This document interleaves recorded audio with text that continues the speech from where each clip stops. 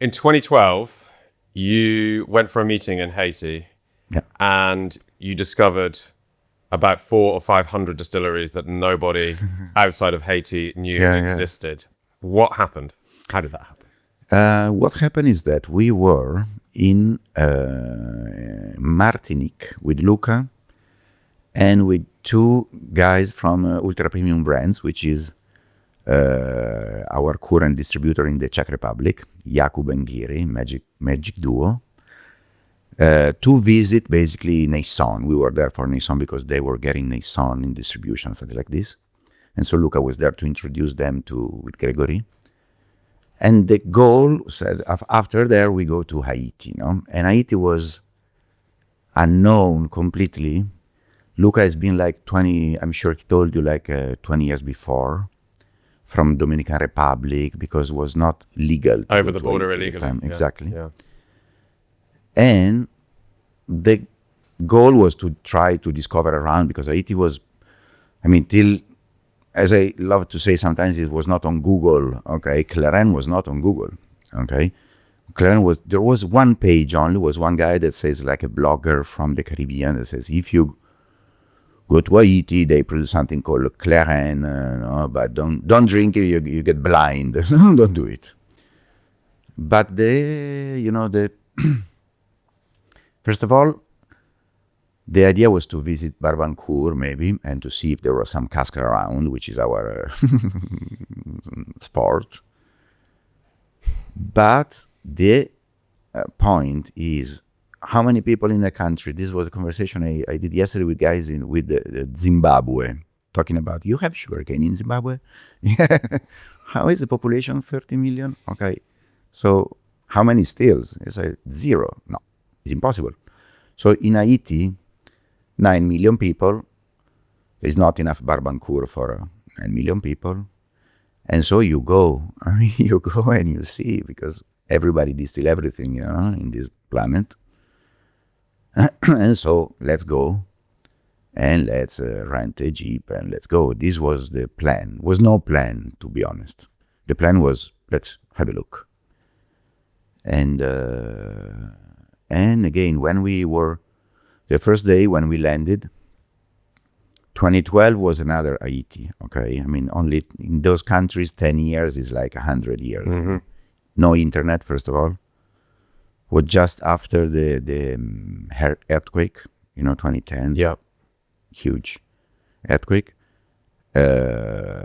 So infrastructure zero. The first stuff I saw in the terminal was a cow in the terminal of Haiti. Cow in an airport. So shock, amazing shock. But I've been in the Caribbean, and Luca, you can imagine. But something like this in the Caribbean, no, impossible. Okay, in Africa, but not in the Caribbean. Something like a real, impact, real shock. Then we rented this car and we started Land Cruiser Toyota. This is not a Defender. Okay, the Defender is like some Bart. This is a Land Cruiser. And we started driving. As soon as we left Port-au-Prince in Léogâne, we met the first. There's a famous picture that Luca took. Luca jumped out the car. Laying down on the asphalt basically, and took a picture of these two bulls carrying like a cart with sugarcane. So we stopped the car. And because I driving, okay, Luca doesn't have driving license, I'm sure you know, and the other two guys in the back. So stop the car. So if they have sugarcane, something, what are they doing with it? Yeah. So we took this picture, we followed these guys, and we arrived to Madame Gira Celestine, amazing queen. And actually, we saw the first clairin distillery just out from the capital. And we tried the first clairin. The guy picked up like a plastic whatever from it. Straight from the still was still hot, mm-hmm. The liquid. And I tried, and when you see like the Blues Brothers, when you see the light, no? Like this. And so he said, look at me, what is this? Sorry? Clairin, okay. And immediately we had clear that this was the goal of the trip, first of all. The future of rum, I mean, was immediate. And Luca, with Madame Girasoli, then we left after like 30 minutes, It was amazing. A lot of people around, as you can imagine, It was 4 random white guys, It's quite unusual. And so, immediate party, okay. Luca has been in Africa for 20 years, so he's a kind of magnetic. And then, in the same trip, then we met Sajous, and we started asking around everybody. Basically, I have an uncle doing clairin, my cousin doing clairin, everybody doing clairin, and we met also Vaval.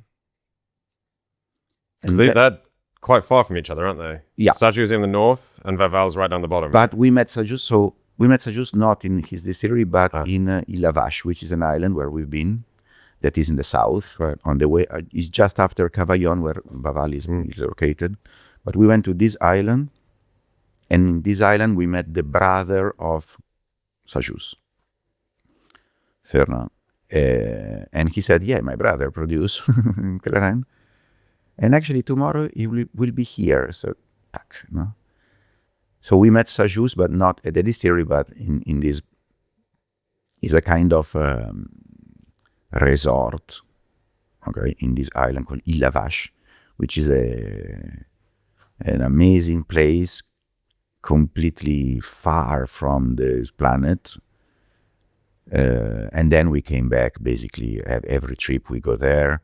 We go there overnight. We go there like in a pirogue with Luca, with no more gasoline. It's like 1 hour with small boat. With the big stuff is like 20 minutes with the big lancha. And Ilavache is a place where life is still like when you are at school and you study prehistoria almost, where people like is the human and a kind of ancestral way of living. Something like I go fishing in the morning. I get my food from the nature, then I cook my fish, and then stay there. Yeah. Around like sitting down, because when you are at Ilavache, we love to walk around, obviously to explore, to meet the people, and when you come back 6 hours after, you see the same guys there, sitting there. Talking, okay, living life, and spending the day. You learn a lot when you go there, because you understand that there are other parallel universes, on the same planet. Yeah. Okay? Yeah. And different millenniums also, different stuff that again you study at school and say they do this, okay? It's funny, isn't it? Because what you're describing, it sounds like heaven, really. It sounds like exactly. It sounds like what a lot of people imagine they're going to do when they're retired, when they've stopped their work, make enough money, and they make enough money to go and do that. Yeah, it reminds me of there's the parable of the Mexican fisherman. Have you ever heard that one? It's so there's a Silicon Valley executive, and he's visiting Mexico, and he's in, a very rural area, sort of like what you're describing in Haiti. And he sees a fisherman fishing into a lake. The guy pulls his fish out, and the Silicon Valley executive goes up to him and says, "Oh, how do you make a living?" And he goes, "Well, I fish here. I'll take the fish back to my family. We'll cook it around the fire, and then we'll sit down for the evening. We'll tell stories, and we'll enjoy each other's company." Exactly. And I make enough money from selling the fish that I can just about get by like that. And the Silicon Valley executive says to him, "Well, look, here's what you should do. You should pay your friends to fish as well, right? You'll get 3 times as much fish. You can then sell that fish at the local town. You'll make more money that way. And, you'll have more money to do the things you want to do. And the guy goes, well, so why would I do that? And the Silicon Valley executive says, well, once you've done that, you can then create a logistics company and export it out, right? And you'll make even more money because you can send it over to the States, or you can send it into like the cities. Okay, why would I do that? And it goes on like this. You can keep on expanding, keep on making more money, because then one day you'll have made enough money that you can then retire. And when you retire, you can just spend your day sitting by the lake fishing, cooking the fish with your family, telling stories and enjoying each other's company. So that's the great irony, right? Well, in similar real, but it happened real, when we've been in 2014 or 15, in Haiti, for an event. Basically, is another crazy story. I have some stories about Haiti, but back on this example, we brought around the country and around the distilleries. We went to Vaval, we went to Sajus with rum show organizers. Ian was there, for example, and the French guy of the Rum Fest, the Spanish guy. Yeah, Pete Holland, did he go to this? Peter Holland as well. I remember this trip and being envious of not being on it. Yeah. Was it Because it was the year before I did my rum book, I think. Okay. I was there the year afterwards, because I remember speaking to Pete about his experience in Haiti, and I told him I was going to go. Yeah. And now the trip was because they decided, an Haitian agency decided to organize like the Rum Fest Port-au-Prince.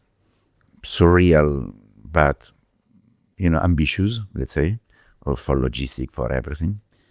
And again, they invited all the event organizers, so they were there in Haiti with us. And after this event, we went around the country for like 3-4 days. And one of the guys, I don't mention, but it's okay.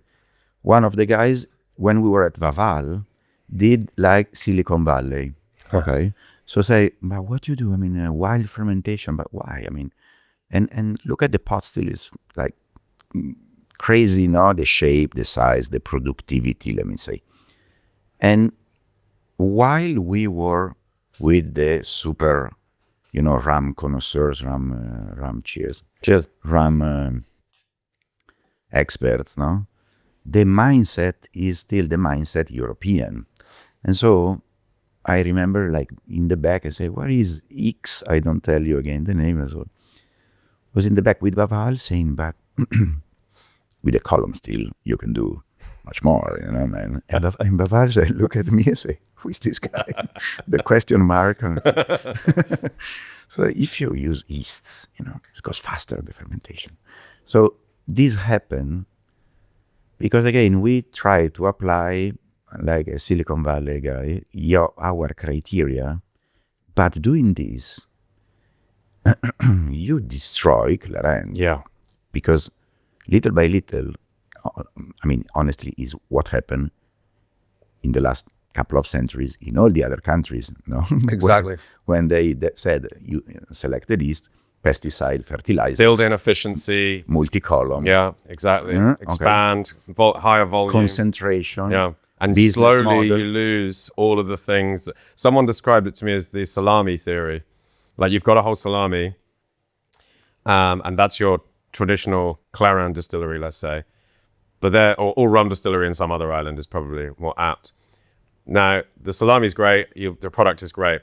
The next person that gets hold of this salami, though, they just change something slightly. Just slice a little bit off the end of the salami, right? Not much. Things are still kind of the same. But then the next person does the same thing. Yeah. And as it gets handed down through a corporate structure, let's say one brand manager after another, or an accountant, or some marketing person, before you know it, you've chopped away the entire salami, and the salami's not there anymore. It's a completely different thing, you know? And as you say, that's what's happened with Caribbean rum over the years. Exactly. What this is, and we're drinking Sagio at the moment, is a representation of what rum was like across the Caribbean, Yeah. Obviously with differences depending on the island. Not everything was like Haitian clairin, but everything was clairin. Yeah. Okay, you can maybe aguardiente if it was a Latin-speaking country, but everything was like this. Yeah. in fact, also yesterday I was speaking with some guys at the show. I said, this is the taste of rum of a couple of centuries ago. If you think, I mean, if you close your eyes, more or less, it's like, in fact, when you go in other regions, in other countries, and you have the same kind of ancestral spirit, no? Can be Colombia, can be Mexico, can be cachaça, whatever. They are all different, obviously, because they come from different places and cane, but the common denominator is the same. So at the end, clairin is the only one remain alive and existing, while all the others evolved, okay, in, following the culture and the economy and the history of each country, no? Yeah. So everything was in a small shack distilling the juice. Quantity as well, of course, because Haiti is so unique for having so many distilleries, and all the other islands were like that too once upon a time. 2, 3, 1, and then 4. now most of those islands have 1 or 2 or 3, you know.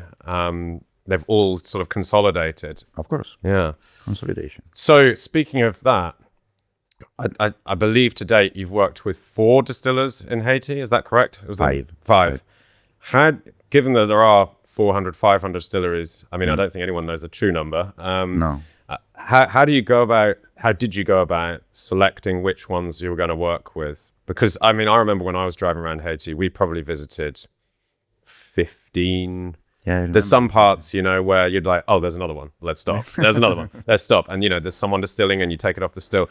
And, you know, a range of different approaches and products, even within that. And you go, you know, some parts of Haiti, they're throwing things in the fermenter and, you know, herbs and things like that. So how did you go about selecting the producers you wanted to work with that you knew would be, I guess, reliable for export? Well, let's say that there is not a clear answer.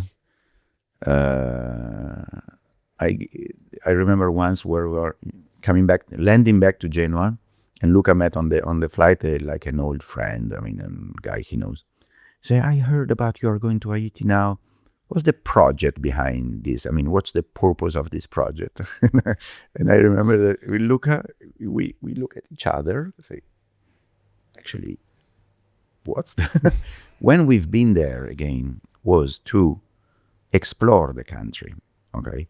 And when we tried first time, the liquid was like mind-blowing. And so we said, okay, let's go to the next, as you have done, no? I mean, every village there is a still because they produce for themselves.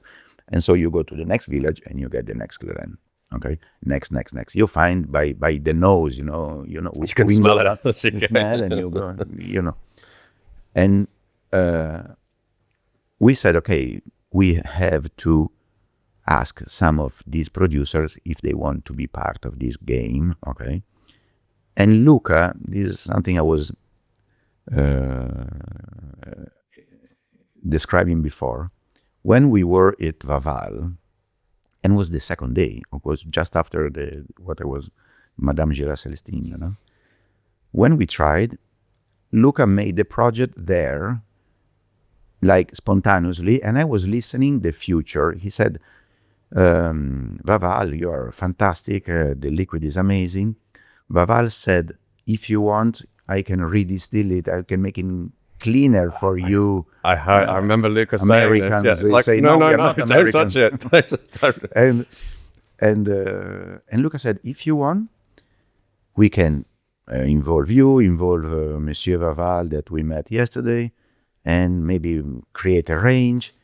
Never thought this, never shared with me, even by car, even the same day. No, he was looking at the future and telling to Vaval and me like this: we can involve some producers, we can make get your liquid to Italy, we can make the bottling, the labeling, we will call it Clairin Vaval, okay, with your name to give value to you, and we will import and distribute in some countries in Europe, and I was there like listening, what the fuck he's talking about?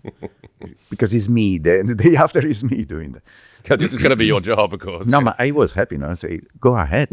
And actually, in October, there is a slow food event, Terra Madre, no, we are very related to slow food. We can invite you, make a press conference, and launch clairin, and to make European people understanding this amazing heritage you have in Haiti.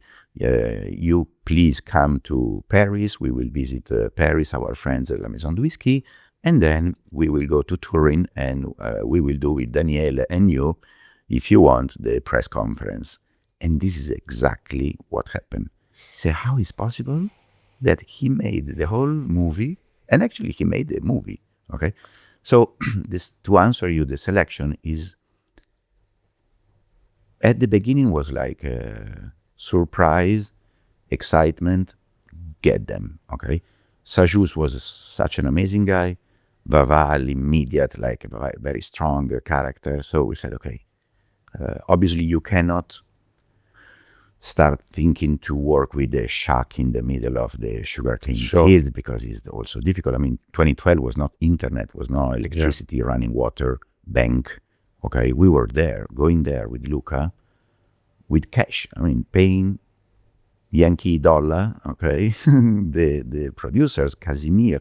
The first Casimir was the second or third trip. When Luca said, they told me about Barader. A village Barader is amazing, no? I search on Google, say, it's not on Google. Let's go. If it's not on Google, it's better. The clairin. So we went there. We met Casimir again. Then we speak 3 hours about this. But long story short, we paid cash, and we load 200 liters of, the plastic, the blue drum, in the Jeep. And we drove back like 8 hours. It was the only way. There was no trucks, or there is no. It is like it's more for donkeys or moto. I mean, the roads around there are bad. Right? They're terrible. It's moto taxi you can do, no? With the Jeep, you go like in low gear. I mean, some that you're going like the same pace as walking, right? You have to go so slowly to get over the bumps and cracks in the roads. I mean, you flat tire every hour, So. In fact, this is what people don't realize, that where is Casimir? Where is Sanson? Where is Sajus? No, so. Yeah, it can take hours just to go 20 miles, right? Exactly. So, Sajus and Maval at the very beginning. Casimir, because was not on Google Maps. I haven't actually been to that one. No, but the liquid is amazing. Casimir is also a human relationship. You create this relationship. Sure. Casimir was such a lovely guy.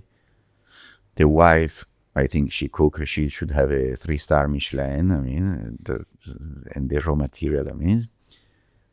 Le Rocher, different reason again. Le Rocher, I was alone that trip. I mean, I left Thierry and Luca in the airport, and I had to go to Dominican Republic, because my life was like that. In 3 days, I go to a marketing meeting of Brugal. I was there. Okay, Velier has 30 more brands in distribution, and I was managing all the brands of Velier, from Brugal, okay, till Baval. So, which is crazy, because you go and visit Brugal, and it's a very different experience to some of these Haitian producers, and yet they're on the same island. They're not even that far away from each other. No, exactly. That is another planet, no? Yeah. And so I left Luca and Thierry, and then I said, I go to Cap Haitien. Never been is the second city, the old capital in the north. Right.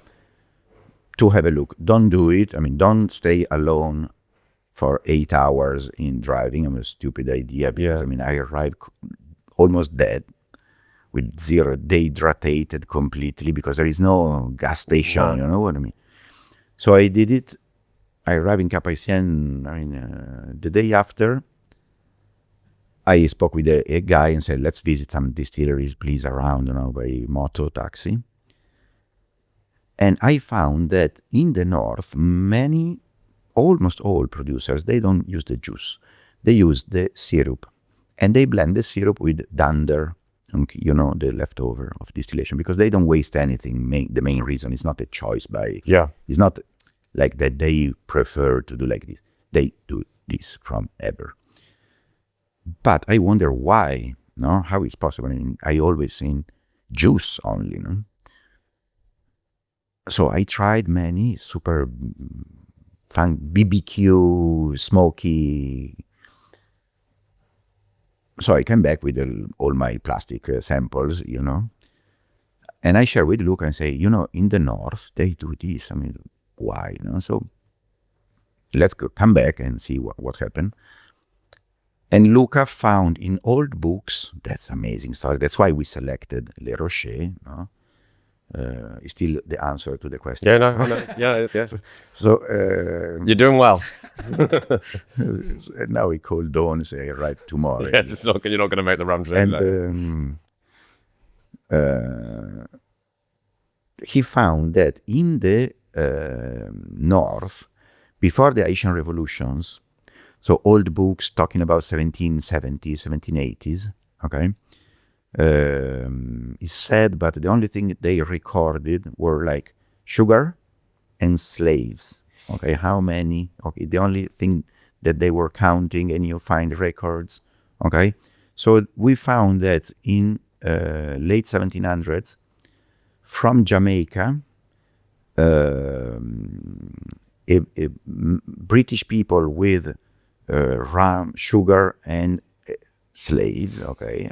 They moved to Haiti because apparently, I mean, it's not clear 100%, but the French, they asked a kind of help from these people from Jamaica, right, to apparently raise the intensity to sell in bulk at a higher price. That was the common business, you know, at the beginning in Jamaica. So, and Cap Haitien was the capital before Port-au-Prince. So this probably happened in the north. Because at that time, it was Saint Domingue, it was called, wasn't Saint-Domingue. Saint-Domingue. French. It was French. But it was the biggest sugar-producing country in the Caribbean for up until the revolution, right? Before Jamaica. Yeah, and then Jamaica became the biggest, yeah. And so in the north, this tradition of clairin with Jamaican influence, with the dander, I mean, this is our deduction because there is no a book explaining that. So this tradition of reusing the dander is everywhere in the north. Probably the revolution came in 1804, and this tradition remained only in the old capital. So that's why in the south is juice, and in the north is like this. Okay, we said, okay, makes sense. Okay, we don't have a confirmation, but makes sense. And we have to have one of these clairin-style in the clairin. There are many sub-styles, you know, because there are many regions, many terroirs. They don't speak each other. It's not a shared GI. You know? They don't, sure. Right? And so we involved the Le Rocher for this reason. Super cool guy as well. He's the brother of the priest of the village of Pignon. So they do booze and they do spirits and holy spirits. Spirits and spirits, exactly. That, my friends, is the sound of bright citrus rising. Fever Tree's Mexican lime soda. Inside, Tahitian lime pressed whole. Oil from the peel, juice from the flesh. Nothing is wasted. Plus yuzu from Japan, where the trees take 10 years to bear fruit and every single one is picked by hand. It's carbonated hard on soft British spring water with fine bubbles that hold. Pour it over ice and drink it neat. That is the real test after all. It's zesty, sharp, faintly floral, and clean enough to stand on its own. Or build on it. Pour it along with tequila for a twist on a paloma, over ice with a squeeze of lime for a ranch water, and a highball that actually says something. Fever Tree Mexican lime soda. Mixed with the best. Now let's get back to the show. Are you considering working with more producers, or is this the right amount? Do you think that the whole sort of spectrum of clairin is sufficiently covered in terms of flavor profile by the 5 producers you work with? Or is there something missing from the portfolio? Is obviously something missing. Is not complete the flavor profile because we don't know how many other clairin there are out there. Okay. Never been in Port-de-Paix in the north, okay? In the south also we've been, but we don't have a partner there. I mean, the dream, I don't know. The dream is to have a 15, I don't know. No, it's a matter of market also. Consider that Sure. they do small production. We don't even sell out in 3 seconds because it's still something that is not so well known. Even in rum show yesterday, people say, what is this bottle now? I mean, it's 12 years. Yeah. It's been a while now, right? So it should... People have written books about it. Exactly, but is a new generation, the world changed fast. The COVID, for example, changed completely the industry, the people involved, the community. So many times I think, they should know everything about clairin. And yes and no. Also is a white rum. And people say, I don't like white rums, Maybe it's expensive. Maybe sometimes we go out of stock because it's not easy. So it's not an easy growth. Sure. Okay. And so it depends on the market. If the market explode tomorrow and we have to involve a 6th one, 7th one, 8th one, because we cannot ask them to produce more because this will be the mistake that you should not do. So at the end, the growth of the range depends on the demand. Can you see it ever becoming more of a speed rail spirit rather than... It still sort of sits there as a kind of bit of a novelty, right? It's the sort of thing where you find someone that likes rum and you're like, okay, try this. This is going to blow your mind. It's a sipping spirit. It's something that sits sort of slightly outside of rum. I mean, it's clairin, but it's a sugarcane spirit, obviously. Mm-hmm. But can you see a time where the price can be lower and the product can be appearing more in cocktails and in speed rails and that kind of thing? So we created Communal, Yeah. Yeah, how much is that for a bottle of Communal? Because that's a blend of 4 producers, I don't know in pound. It's like 35 retail price. Okay. So it's euro. I don't. Yeah, in euros, so about £30 or something like that. Yeah. I bet that's a 50 cl, or is it 70 cl? 70 cl. Yes, for example, pretty good, right? Yeah, of course. For a spirit that tastes like that. Communal was the smart. It's like a Vida for the Maguey. After a single village, they do single village. We do single producer, which is more upgrade, okay? Because it's clairin. Vaval. Vaval is Vaval. Sajus is Sajus. It's not easy even to manage their name on the labels. Okay. We didn't create a brand to back on the project behind. It was much easier to create a brand, clairin X Velier. Yeah, sure. Voodoo, you will do stuff like this. Now, it's not our style, obviously. Is clairin Mr. Sajus, is Vaval, is Casimir, the guy, okay? Velier doesn't even appear. It's just on the back label, imported by Maison and Bell. So this is the point.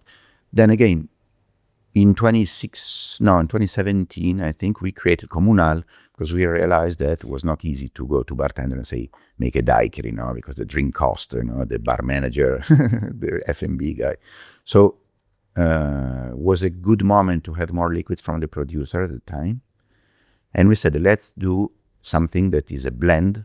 We save cost of logistic blending because most of the cost we have, as you can imagine, is like to manage the whole thing. So blending is a scale, economy, I don't know how to say, we can save costs. Yeah. Then we reduced, is the only one reduced down at 43%, which means easier mixology and lower tax and blah, blah. Then we didn't do the box. It seems nothing, but the box is €1.10 multiplied, with by your margin value chain and the margin, everything is another, difference. And so it's the same stuff, but with a lower price point. And actually, Communal is in the well, while the 5 producers are on the back shelf. This is what happened normally. Okay. Which is right. Yeah, that sounds about right. And let's talk about aged clairin. So we've got a bottle here of from Fritz Vaval, right? No, Sajus. Oh, Sajus. Vieux Sajus. Aged Sajus. And this has been aged 5 years. Is this in Corona cask? Yes. Yeah. So Why not? Why not? Well, I mean, you've got a lot of empty Caroni casks, Why not right? put some Sajus in a Caroni cask? So, I mean, first of all, I guess, is there any history, a historical justification for putting? No. No. Okay. So this is a sort of innovation project, then, Yes. you could say. I've not tried this before. This is something like, as Luca, I think Luca told you in his episode, from Cinderella to Princess. That was the code, the name, I'm spilling a lot on the of table. the whole project. So, I mean, you know clairin. Clairin is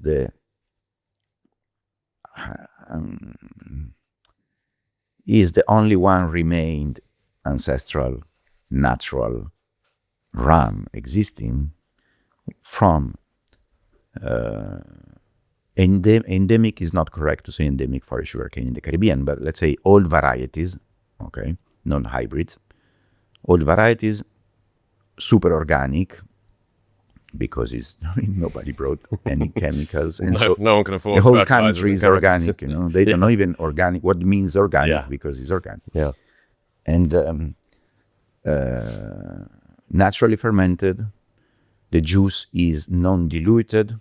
Okay, clairin is the only spirit that never seen a drop of water, because they don't dilute the juice. Or They don't before bottling. dilute Yeah. Or the putting it spirit. into a And this is plastic something, jug. it means that when you drink a Sajus or Vaval, is basically the juice of this specific cane in the status of spirit. Yes. Okay?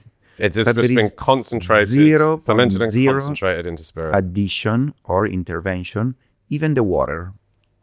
Okay, something. It means that you have this juice and magically become this spirit with nothing more than this. There are no spirits existing, even mezcal, that have this incredible switch of status of exactly the same stuff. Okay, so when we say it remains the terroir in spirits, yes, of course, yes. The spirit is the exponential expression of the raw material. If you are this peach, apple, sugarcane, or whatever, this is the spirit of this. That's why the quintessential of this. Okay, so everything of the raw material is in the spirit, more than And nothing else. Nothing And else. nothing else. So aging clairin was like, let's try to make a Cinderella princess, and clairin has also aged in the magic Velier bottle to go speaking with all those people that say, I don't like an aged rum. Now try this. No, I mean, the project was obvious. No, let's try to age. At the beginning, I was against, because for me it was like going against the tradition of centuries. Yes. And then it's called clairin, which means clear. Okay? Yes, So if you yes. age clairin is a oxymoron. But we said, let's try. We want to see what happened with this liquid full of esters. Okay, not esters of Jamaica, is like more lactic esters because it's juice. How it reacts in the barrel. Okay, let's try. And we saw immediately, okay, this has 5 years, but I don't know, next time, I bring you a 1 year. Because what age are the esters in a cask? Because esters are sensitive to oxygen, obviously, and so it's not the ethanol. Ethanol is a stable molecule. So if you put pure ethanol in a cask, basically nothing happens. Is in terms of trans-esterification, that's the name, okay? What happens is that the ethanol is a solvent and scrap the molecules of the wood extract, and so you have the ethanol and the wood molecules together. But this is not aging. This is like a 1 + 1. Okay. So anything that is funky, let's say, or anything that is that has these compounds, these congeners, obviously age. And age easier, faster. I mean, he's happy to age. Okay, he has to evolve. I mean, chemistry is the research of a new balance. No, so if you put this guy in the cask, he has to adapt. And so the evolution was amazing. Honestly, when we get in the sample from Herbert, from our partner Herbert Linguet, we say, "Why? Fuck! I mean, amazing." So we at the beginning we shipped some cask ex Caroni, but I mean we started shipping all the empty cask. Any bottle we do, any habitation we do, any Caroni, anything. Okay, beer we have now. Out of interest, the empty Caroni casks, which obviously Velier have been emptying for quite some time now, are they stay in Trinidad? They're just sat there empty, and then then you're shipping them down to Haiti. Exactly. We move casks or we move IBC, depends. It depends. It's not always the same process. Also the bottler, we did in Scotland and we did in France. Okay. Over the years it changed, this. But yeah, we moved the cask to Haiti. Also from Europe. It depends where we do the bottling. Yeah. Okay. So sometimes these Caroni casks have been moved from Trinidad to somewhere else for bottling, and then the casks need to go back. Exactly. Yeah. Exactly. And then we fill with all the producers. So we have all the producers in Caroni, but we have the producers also in ex-Biel, Habitation Belier, ex-Mount Gay, because it was an habitation made with Mount Gay, ex-Worthy Park, because it was an habitation. So the Excel file of the warehouse is like surreal, because it's anti any industrial, no, it's experimental, let's say. So we imagine you have 20 or more, I don't know, more different woods multiplied by five producers and different vintages of the 5 producers. How many barrels have you got of maturing? 300. It depends, because now we have Providence. Yeah. And Providence is our small new distillery in the same compound where we have. That's right. Where it's the property of Herbert Linguet, which is our partner in the Spirit of Haiti, which is the company. And they collect the clairin, they bottle clairin, and they also have the distillery of Providence. And so in the warehouse we have casks hosting clairin and the cask hosting the Providence. And it's really estery. Like, it's funky. This is. See, this is why you have to release it, because it's delicious. And it doesn't matter if there's no historical justification for it. It's a new product and it's fucking tasty. Exactly. Then, at the beginning I was really more good on the clairin has to remain clear, no? And then it's okay, it's an evolution. They tried, they loved it. Every time I'm happy if they agree what we are doing. And it's a kind of liquid that never existed, because first of all, historically never existed. But even this kind of flavor never really existed. If you do a blind tasting, nobody can tell you what it is. No, they don't never experience it. There's no basis for what it could be, because it's cane juice, but it's not like Martinique or Guadeloupe rum agricole. Exactly. It's different to that. It's got some Jamaica notes in there with those esters, but it's not that. So it's wild fermentation. The wild fermentation. Well, fermentation. The key, yeah. So it's a different style of rum altogether, isn't it? Really good, because it's elegant. It's got this florality and elegance to it, but there's also some sort of punchy estery notes to it. And then when you sip it, it's just a really nice aged rum. It's like some other Jamaicans, The future, I see, this is my opinion, is really to match the elegant. That's why I love Land Rover Defender. is elegant, but is functional, adventurous, functional, utilitarian. It's a funky stuff, but amazing. Elegant. Yeah.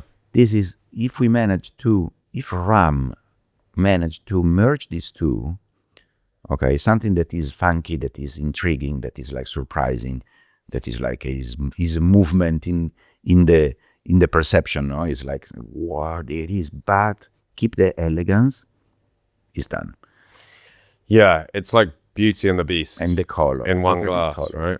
Yeah. The Beauty and the Beast. Beauty and the Beast, yeah. No, really good. Wow. Well, I mean, as you know, I'm a great fan of clairin, and I mean, I think I did the rum book in 2015, and I would never have. I wrote your introduction of the Italian version. Well, you did the translation as well, right? Or just the introduction? No, just introduction. Just introduction. Gianpaolo made the translation Okay. and asked me. I said yes. See, of course, I don't know what the introduction says because I don't know Italian. Hopefully, I will it's nice. translate you. Now you can easily. Well, yeah, I could. I can find out all the mean things you said about me in the introduction. But I mean, one day in 7 years, I will meet Tristan. Yeah, I think we met at Rome Bar Show one year, very briefly. Okay. And you recognized me or whatever, and because I was there doing a talk, probably a rum talk actually, because it would have been about that time. And I think we met really briefly, and you said, "Oh, I did the introduction." One day we will. Yes, yeah. And here we are now, halfway through probably what's going to be a very long podcast. So I mean, when I did that book, I toured around pretty much all the distilleries in the Caribbean. Now, you'd done that when you were working with Westborough, right? Yeah, exactly. So let's go back to your origin story, and then I think after that we'll jump to Hampden and talk a little bit about that. No, let's go fast on my origin because Hampden is more interesting. So no, I mean you started working in Milan, right? In bars in the 90s. So let's frame your origin story around the evolution of the rum category. So what was rum like in Milan? What did the back bar look like in the 90s? 1999 I started. Very proud it was in the previous millennium. Rum in Milan was surprisingly much more interesting than probably rum in any other capital in the 90s, because Italy, from Genoa, okay, Velier first, but also other companies doing bottling. Italy, first of all, is very famous from Samaroli, 1968, okay, of bottling whiskeys, and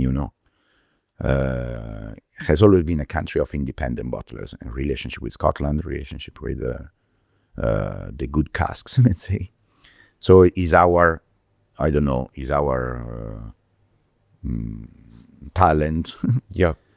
Also is a country of wine, is a country of taste, is a country of gourmet. Of course. Okay. So it's cultural. And Genoa also, why Genoa? Because of the port. Okay, after the Second War, I mean, a lot of trade, from the Caribbean.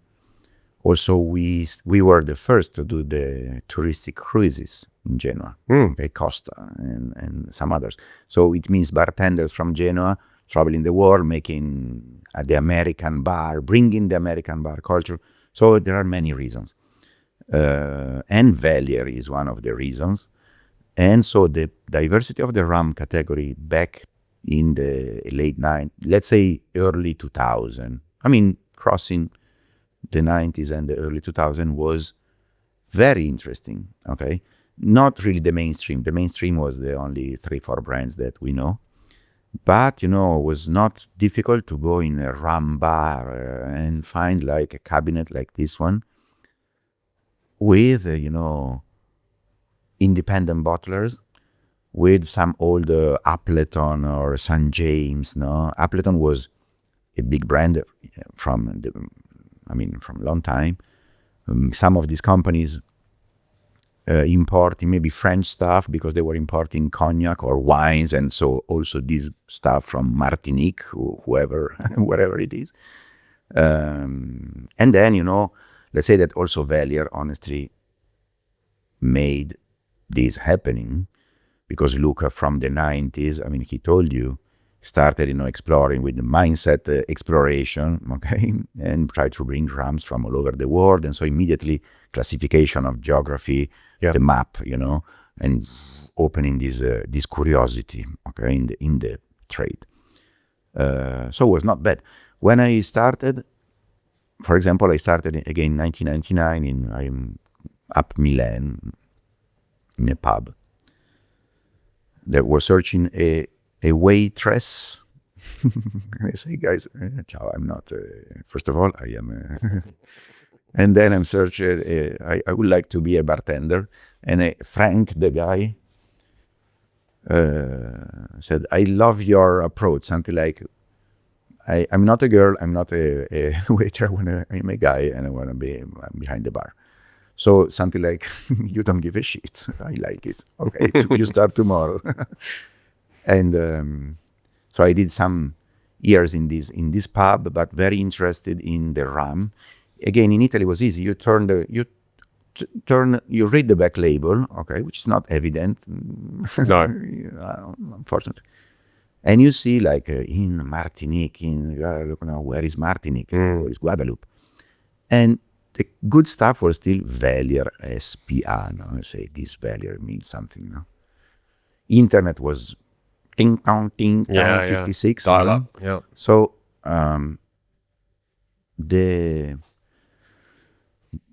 immediately trying to search information. Then I moved to other bars and also to Lapa Lapa, legendary. Like it was a Tex-Mex with a big space out. I mean, a big cocktail bar. People were drinking mojito. Okay, that time was Cuba Libre, Havana 7 and Coke. This was today you say gin and tonic, or you say, Yeah, Havana Club was a big deal back then, wasn't it? It was in Italy and then in the UK as well. It was huge. Yeah. And that time was also Diageo pushing Pampero. Yeah. Okay? Which came to the UK in around 2008, 2007 After, maybe. Italy was always been kind of pioneer of these trends, no? Yeah. I always remember when I was first going into bartending, like 2001, 2002, and I was in Italy not for the first time, but I went on honeymoon in 2006, and we were wherever we were, even Venice, in Florence, the rum selection on the bars was always like, whoa, not many bars in the UK that got rums like this, and this is just neighborhood bars. Consider we had, I mean, as a Latin country, you have the Latin style. Also, Velier started Matusalem Brugal, Flor de Caña, okay, was also El Dorado. Luca was the first exporting El Dorado from Guyana, by the way, UK and Italy. And starting from this, Cuba, Luca was crazy for Cuba. I mean, trading cigars is a long story. And then the first agricole, obviously, okay, watching the French. And then was that moment of the Demerara selections in Guyana, Caroni 2004, Caroni 2005. I was a client of Velier. When in this new bar, I started, having the sales guy of Velier, buying Caroni for $29.90 plus VAT. Caroni and Coke, don't recall this. No, it was another planet. Zacapa, still the old bottle. Yeah, with all when it was completely covered in the patate thing. Yeah. I did one carnival dressed as a bottle of Zacapa. Did you? I have a picture. That's brilliant. I still have a couple of bottles of that, the original. But because it was amazing, Then, I mean, I don't want to, but then, the sugars took over the category. Sure, okay? Yeah. Now, farming might not be the first thing you think of when it comes to vodka, but it's there in every single bottle. In Poland, that traditionally means rye. And for Belvedere, it now means organic rye across their entire product range. Going fully organic is a serious business. It's a serious commitment. So nastrowie, Belvedere. You get that gentle prickle of spice on the tongue, a thick, unctuous texture, and that smooth finish. Enough character to really sharpen a martini, which is important to me. Belvedere have also invested in their distillery. Biomass energy, solar power. Real changes for a better world and a better vodka. And I like that. This is a vodka with flavor. made with a bit more care than most, and one that really earns its place in a martini. Belvedere. Always first, always unexpected. Let's get back to the show. So, in some ways, it was better that long time ago. Okay, then the market, the market increased. The more quantity, and so more brands trying to do whatever to increase the volume and stuff. And so rum was interesting in Italy. Was nobody talking about rum at the same time. We don't have a cultural link with the Caribbean, okay? But this was a minus and a plus, because in at the same time in UK, for example, you never had agricole rum. You always had obviously link with Jamaica, Barbados, Guyana, okay? In France, the same, or the other way around. They have Martinique and Guadeloupe from ever, till internet, till Instagram, okay? They never got any Jamaica, Barbados, the opposite. Like in Spain, you drink Dominican Republic and Venezuela. You don't drink agricole. It's impossible. Okay. Now it's changing a bit, okay, luckily. In Italy, since we didn't have this kind of barrier. No affiliation with any one place. Exactly. So that means you have... We didn't have anything till the 90s, but then we had everything. Everything. Okay. So, again, also due to Luca, I mean, not because of Velier, but it's true. I mean, it's enough to see a catalog of early 2000 to see Philippines. Wow, what the fuck is this? And so I got crazy for this, let's say. So I was a Velier fan, okay, at the beginning. Then I opened this blog, rumclub.org. That was the first, together with Peter. 2007. February 2007, bravo. Italy's first rum blog? Italy's first rum blog, but European, together with Peter Holland. Yeah. Okay, but Peter was in English, obviously, so more international. He would have been about that time, maybe slightly after? Or was it 2007 as well? Floating Rum Shack, this is. I don't know when. But I think it's maybe more or less slightly after, but yeah. And because I started doing a lot of tastings of rum in that bar, in this Lapa Lapa.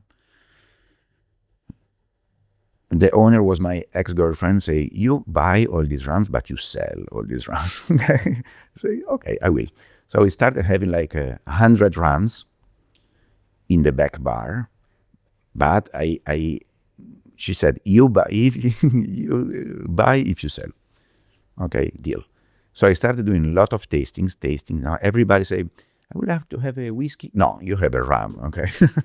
So everybody in that moment, in that small area, in the province of Milan, everybody got crazy for rum. 2004, 5, 6. And then I opened this blog because I had the need myself to research myself, to understand.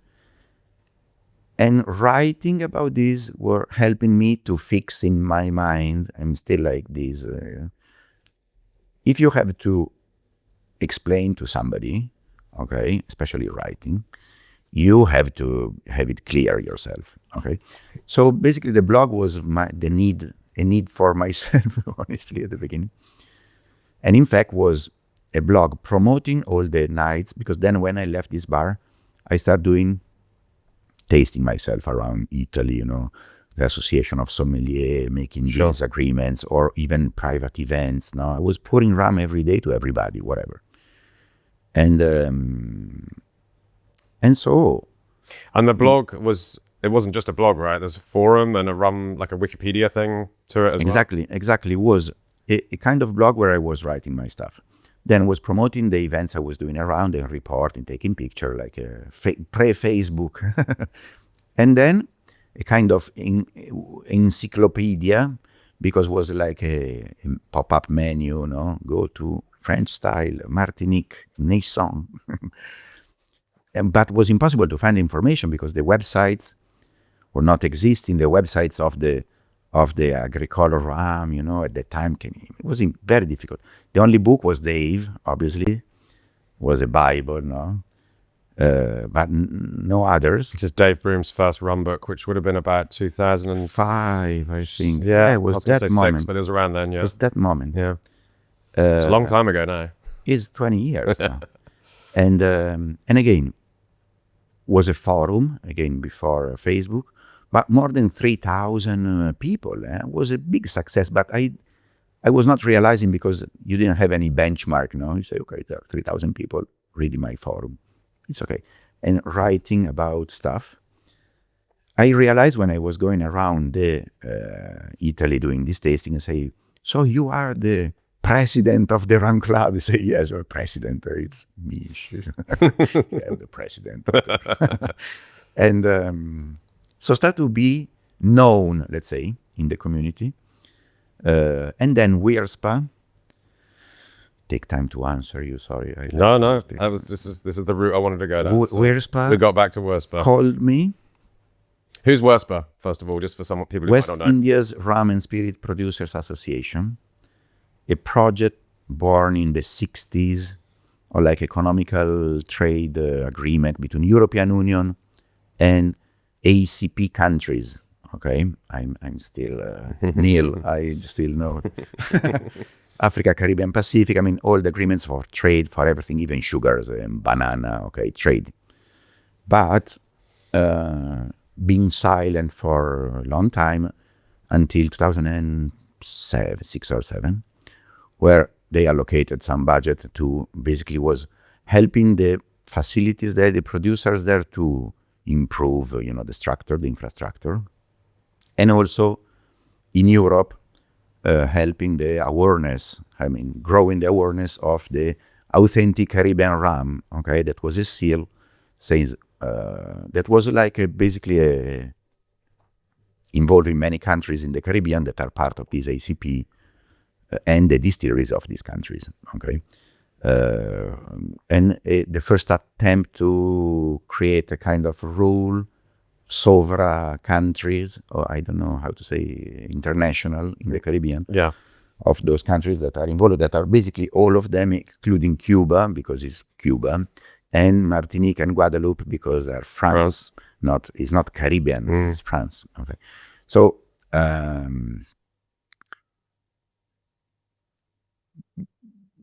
this guy, Cristiano, called me and say, we want to meet you. I work for Weerspa. What is that? Imagine I was crazy for the Caribbean, crazy for rum, never been there, okay?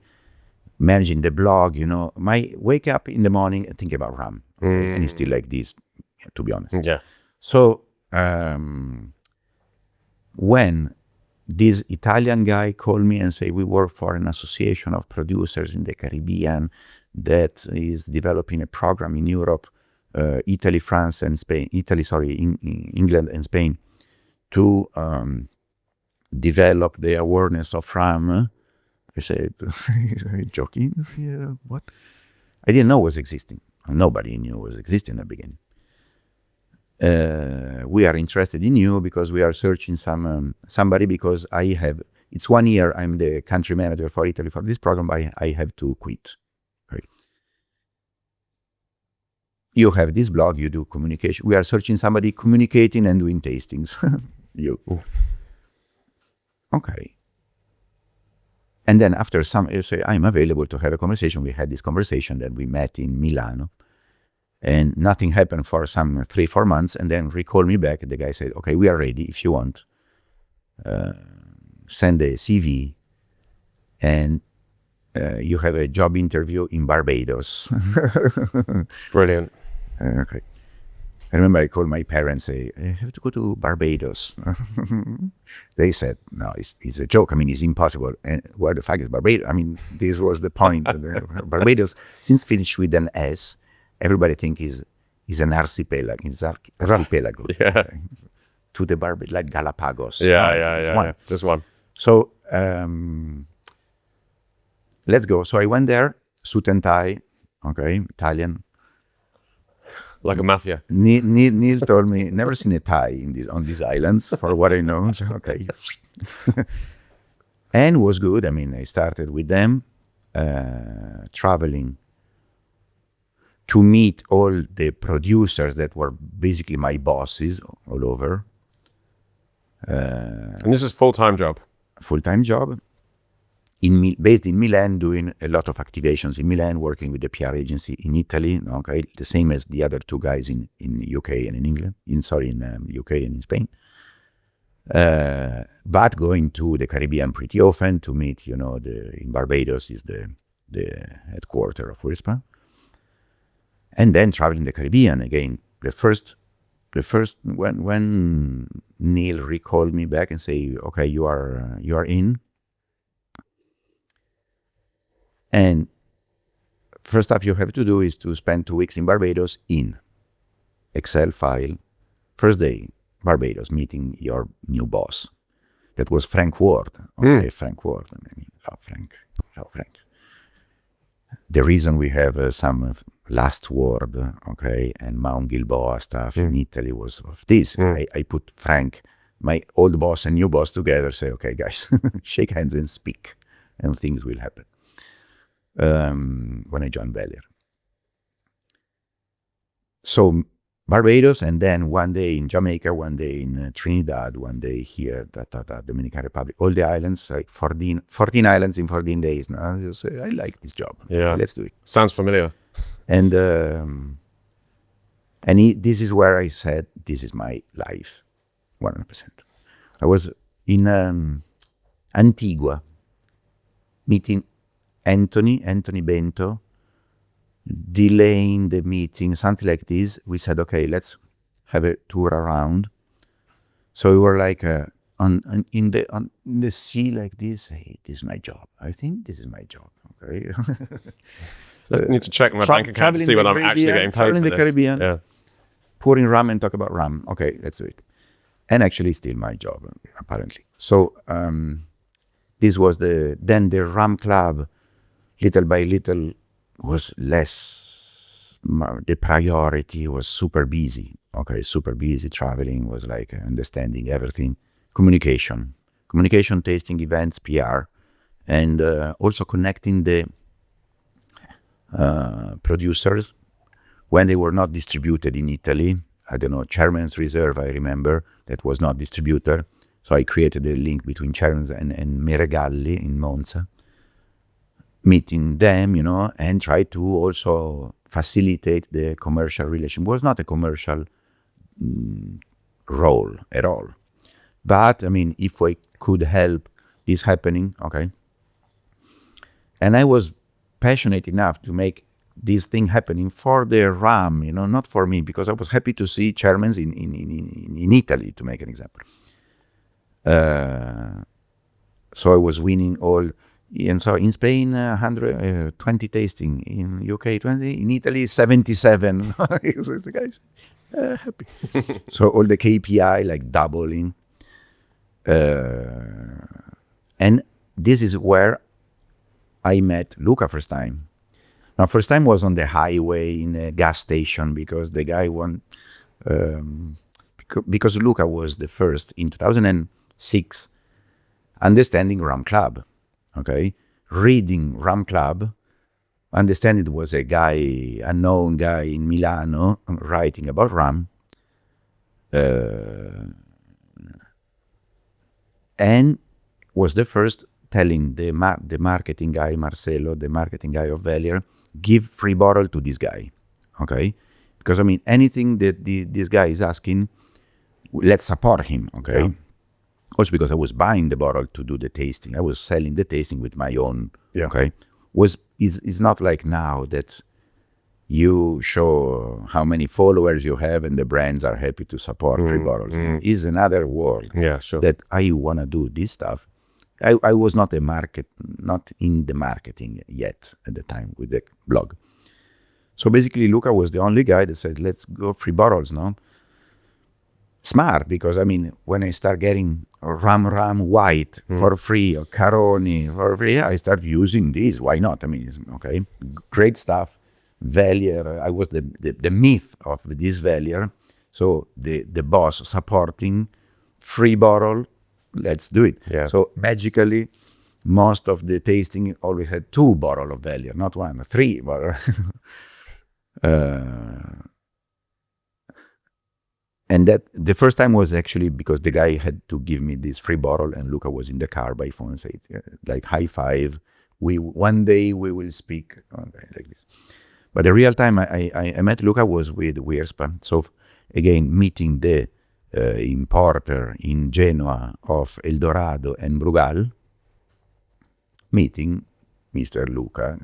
And so 2 hours drinking champagne and obviously the best cheese and the best salami. And Neil was like this. This sounds familiar as well. And we drove back to Milan, driving back. Yeah. You say, what is the what just happened? What is the feedback of this meeting? Boy, I don't know. But I like the guy. Yeah. Exactly. And then I met Luca in other Terra Madre, other events, festivals, stuff like this around. And I remember this guy, this blog, you know. So basically, when in 2010 the program of Weerspa was ending, we did a close meeting in Barbados, you know, and presenting all the report, big PowerPoints with all the producers, amazing. Saying thank you, but it's gone. You know, European Union works with EDF, European Development Funds. Every 18 months they allocate budget. And the budget, for some reason, I don't know, not depending on us, was like big movements. So the program was frozen and then restarted. Now it's still working on Weerspa. And it's very active. I mean, I'm still connected in some way. And so the project was over, landing in Linate, turning on the Nokia, you know, you remember? And I saw 010 lost call, Velier, Genoa. If I recall, Sophie, Daniele is French. Luca called you. No. Really? Okay. Ciao Dani, ciao Luca. So it's over or not? Is Weerspa stuff? Yeah, it's over right now. Okay, so Monday, you, if you want, you work for Velier, no? Right? Okay, go on. Yes, go on. Because we have to go to Guyana to select some casks. Then I want to go to Antigua to meet a guy that maybe we can go to your friend in Barbados, that is Frank. And then I think, I don't remember now, but let's see. Okay, ciao. Okay, I have a job. This is just classic. It distorts reality with his ambition and intention, right? It's like he said it's going to happen, exactly, and it happens that he's way. Making things happening. Like he's a. But he's a mindset manifester, right? He manifests things into reality. True, exactly. And it's something I learned a bit. Something like if you really want that something happen, it's gonna happen. You're gonna make it happen. It's gonna happen. Yeah. You just have to make it happen, but it's gonna happen. Well, also, a lot of the times, making difficult things happen is about, first of all, believing it can happen, but then making other people believe that can happen around you. Yes. And creating that team and that environment of optimism. Is nothing. Exactly. Impossible is nothing. I mean, Steve Jobs was famous for this, wasn't he? You know, it's another kind. I think Lucas and him share something in that sense. It's like, this thing can happen because we say it can happen. And then when you get everyone believing that, and you can create things in very small time frames as well, right? If you believe it's possible, and then you create excitement about this. I mean, as you said, you involve other people, so you make the dream before it's happening. Yeah, you share the dream. You share, and then it has to happen. Yeah, I do sometimes myself. We will do like this and this and that. So then I force myself to make it happen because I told to the guy, you know. And, you know, sharing these ideas, you know, is building ideas, you get the opinions, and then you make it real. This is an example of this. Okay, and also my plastic. This is something that should happen. And I will make it happen. Well, let's taste it. I will help to make it Where happen. the camera? Sorry. Otherwise, you're going to block my face. Do you want a fresh glass? Or is it okay with?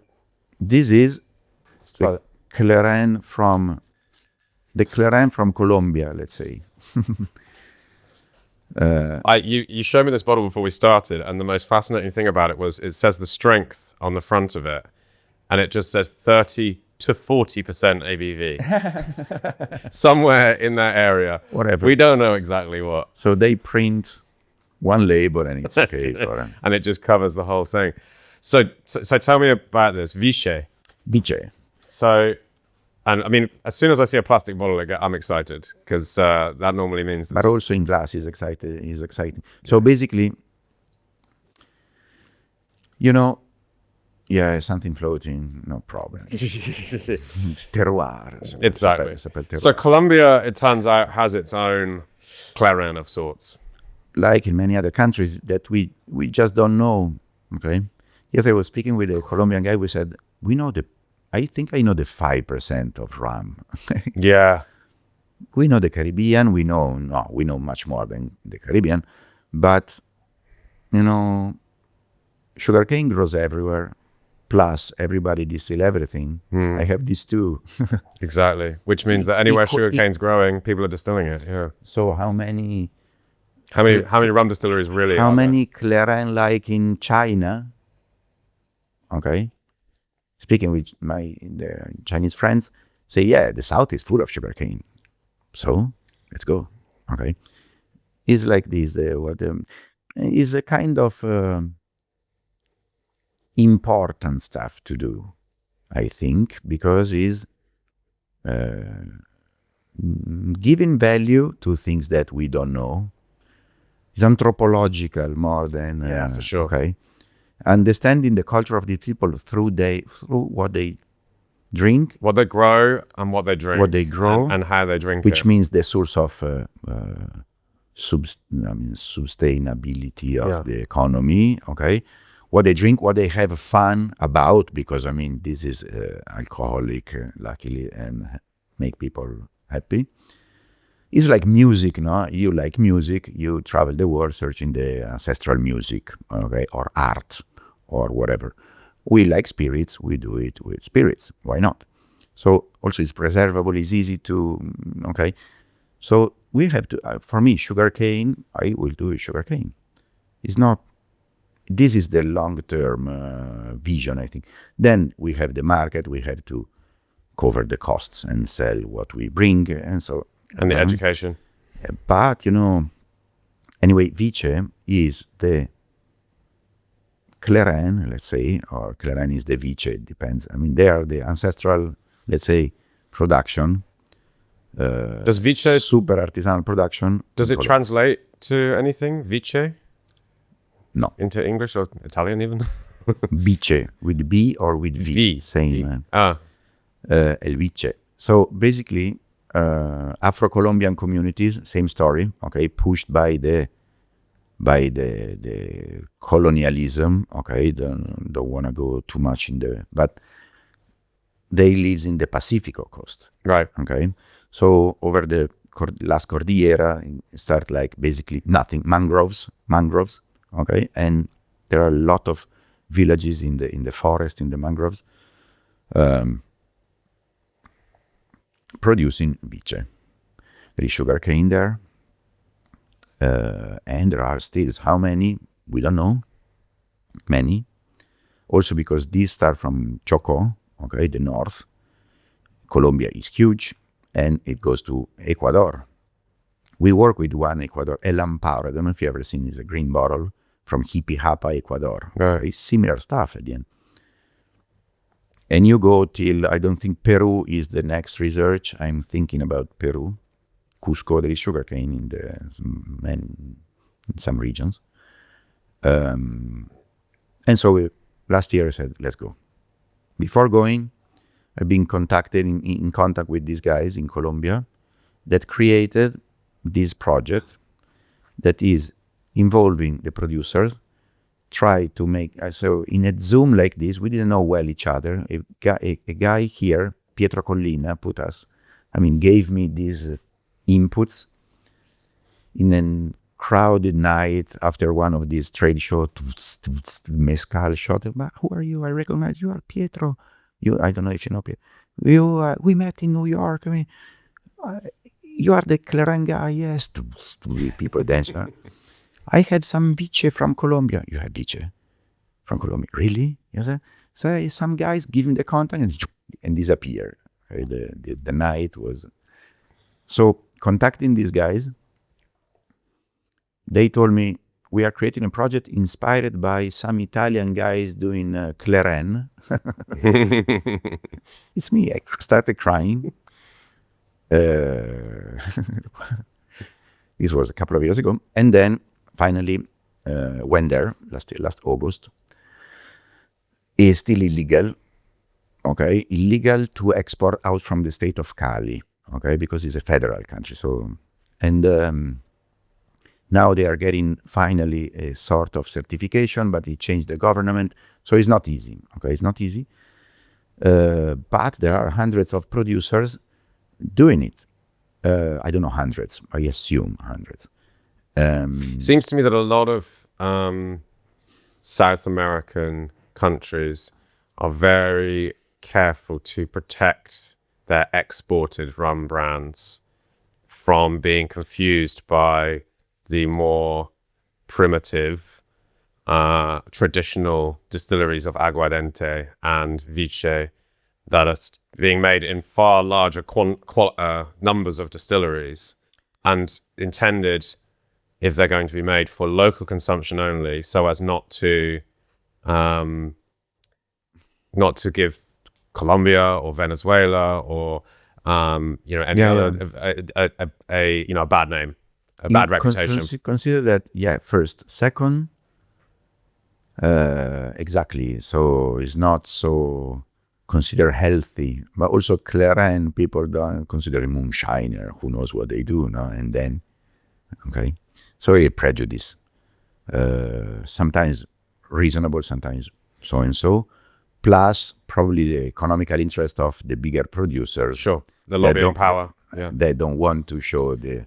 But you have minimum aging requirements of 2 years, for example, in some of these places, which is designed to prevent these producers from being classed as rum. And also another stuff is that this happened, not surprisingly, in a country like Colombia where the melange of culture it happened, but not completely.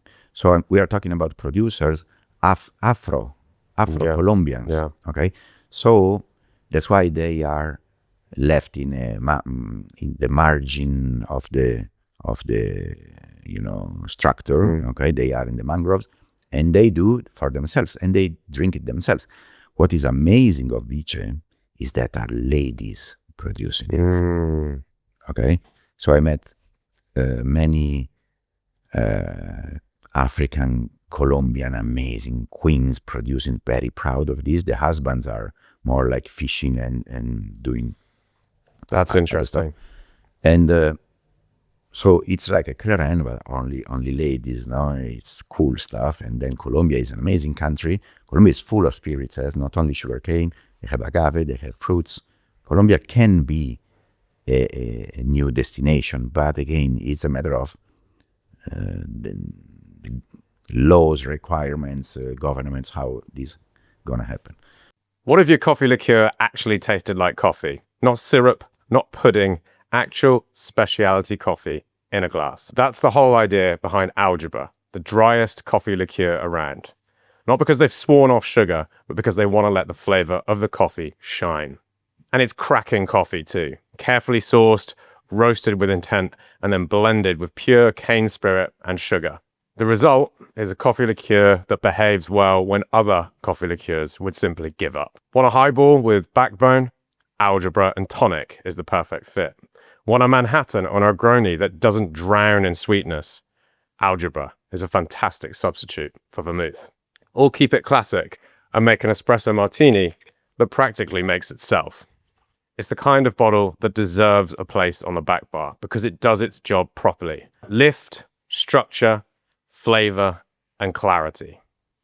And there's great news, because Algebra is partnering with the show. We can offer 15% off any bottles ordered through algebradrinks.com. Just use the code CURIOUS15 at checkout. Algebra coffee liqueur. Less sugar, better coffee, better drinks. Now, let's get back to the show. So, again, been there, Cali, small planes to Nuki. Nuki boat, I met Don Diego, which is the guy we are drinking. Guacalito. It's got a really interesting papaya kind of note to it. Whereas with agricole or even clairin, you tend to get more of that sort of banana-y note. For me, it's a different kind of tropical fruit. That's not something I'm familiar with. It's also lighter, the bottle. It's definitely lower strength as well, right? 30 to 40%. 42, 43 with the snap. We did 42. Oh, really? So it's actually stronger than... So they gave themselves 10% of leeway and it's still wrong. So now the goal is to keep speaking with these two partners in Cali and try to open here. The thing is that to support the ladies, we want to, like it happened with Clairin, okay, to be fair economically with them. So the ladies on the bottom row. Yeah. And let's see where I'm trying to build a kind of value chain to see how much gonna be here. But they are structuring the production. I mean, as soon as everything is perfectly legal, I think we can. So what's the story of this one here? La Ramada. This is Doña Eva, I think. I met Doña Eva, Doña Herminia, Doña Susana. Carmen Maria Torres. Maria Torres, exactly. So the story, again, is small shacks. It's the same story I can tell you about Clairin, okay? They produce in the countryside. Sometimes they have to go getting the sugarcane that is 2 hours by boat, okay? Far. The mill is a social mill of the village, so it's not yours, okay? Fermentation happen in wild, okay, in any kind of container. And what is amazing is the stills, because in some way they are even more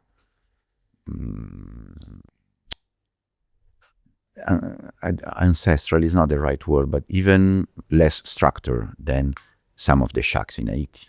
So now, I don't know, I will show you later, the still, some of them producing, including Don Diego, with a wooden still, which is a trunk, an empty trunk, basically. Oh, like with mezcal.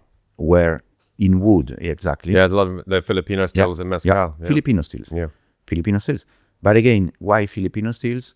Because it's Pacific coast. So it comes from over there. Yeah. Exactly. Yeah. So the same as the Mexican Pacific coast. Is our deduction. No? Did not know that they were. That's amazing. That's news to me that there are Filipino stills down in Colombia. Me neither. I was there.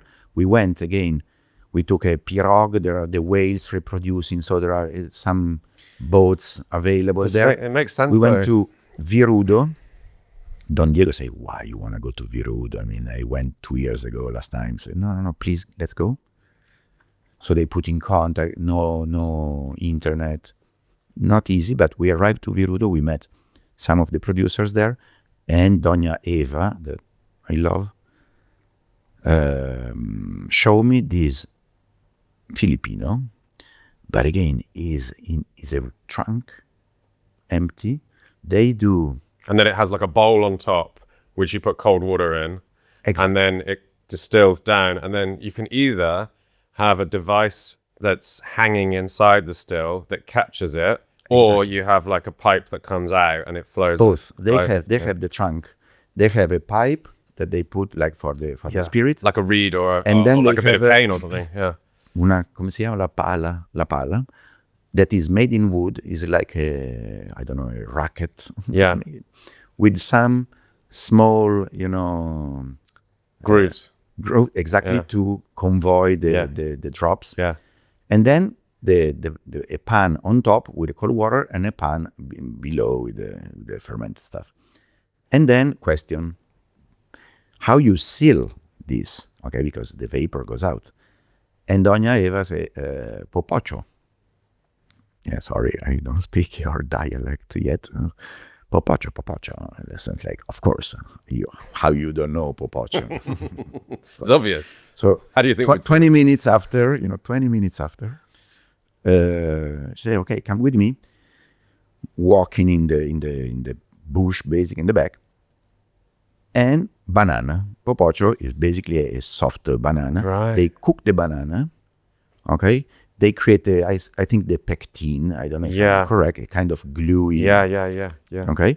So when get dry, she used this banana to close the top and the bottom. Seals it. And then distill. Because in Mexico, they use agave fibers. So they make a gluey kind of substance out of the agave to seal it. But yeah, I mean, this makes sense because, of course, this is all Spanish colonies, and as was the Philippines. And so they shipped down Filipino workers to the Spanish colonies. And of course, Spanish colonies, this is Mexico, obviously, all of South America, Central America. Distillation was heavily controlled because they wanted to, during the colonial period, they wanted to maintain a consistent trade of wines from Spain coming into the colonies. They didn't want indigenous alcohol or alcohol to be produced by the colonists or the slaves. So the Filipinos, of course, already had distillation technology over there, and it was using these kind of pretty primitive stills where you either make it's either like a barrel with staves or it's a hollowed out tree or clay as well.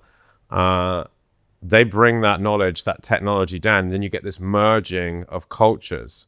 Exactly. You have sugarcane that's been brought over from Europe. You have distillation technology that's come down from the Philippines, and then you have Africans, indigenous, and Spanish in this case, all mixing and drinking, and then having relationships together, having children together, and this new culture emerges, but also a new type of drink alongside it that connects all this culture together as well. Which is the rum. Yeah. That you just described. I will take these cuts. The richness of rum. Okay.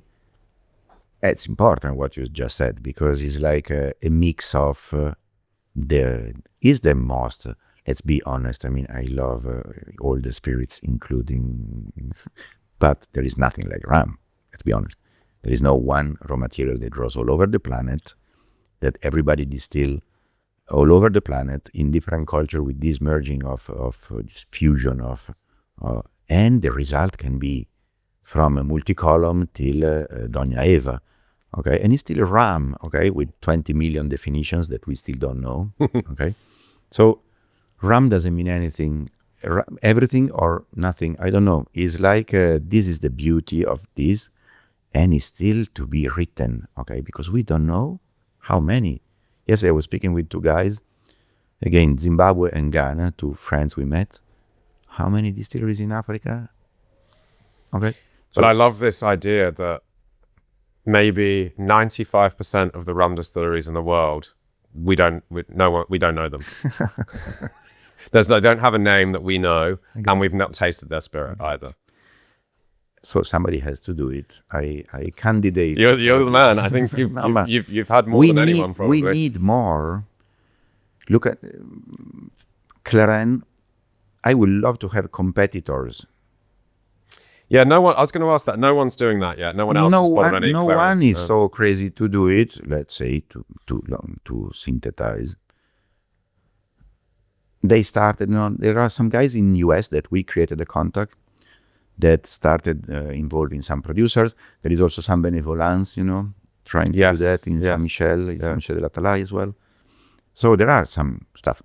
Also in Haiti, there are some attempts, but there is more difficult because they don't do it to give value to the small one, but to make some good money. So different approach, but maybe we can share later. The thing is that at the end of the day, it's us only, okay, that create this, distribute in many different countries and do regular tastings, okay? So Well, I think also Velier and Luca is in such a unique position in that you've got a very successful business, very like, a long-established business with a reputation for bottling incredible stuff and seeking out incredible liquids and exposing the world to them. And there's a trust there between, well, whether it's bartenders or consumers and the Velier brand name, that means that you can go to a place like Colombia or Haiti and source the great liquid and bottle it and know that immediately there's going to be a captive audience. That means that this endeavor is not going to be just a complete money loser. You know, Exactly. It will sustain itself. If not profitable, then probably break even, and hopefully profitable in the long term. So it means that Luca and yourself can take these, what would to any other business. If I was starting a business today and I'm like, I'm going to start bottling clairin, God, that'd be difficult to do. I mean, I obviously have a small amount of reputation, but I don't have a captive audience, a market that's already there, a supply network, and all the logistics that come with it. So it's really hard for anyone to do. And I think we are so lucky that we have Velier to be able to take these gambles and for the trust that's been established over those many years that we will take that gamble with Velier. You know, we will pay money for these bottles. It's the distribution, you said correctly. We are producers, but also distributors.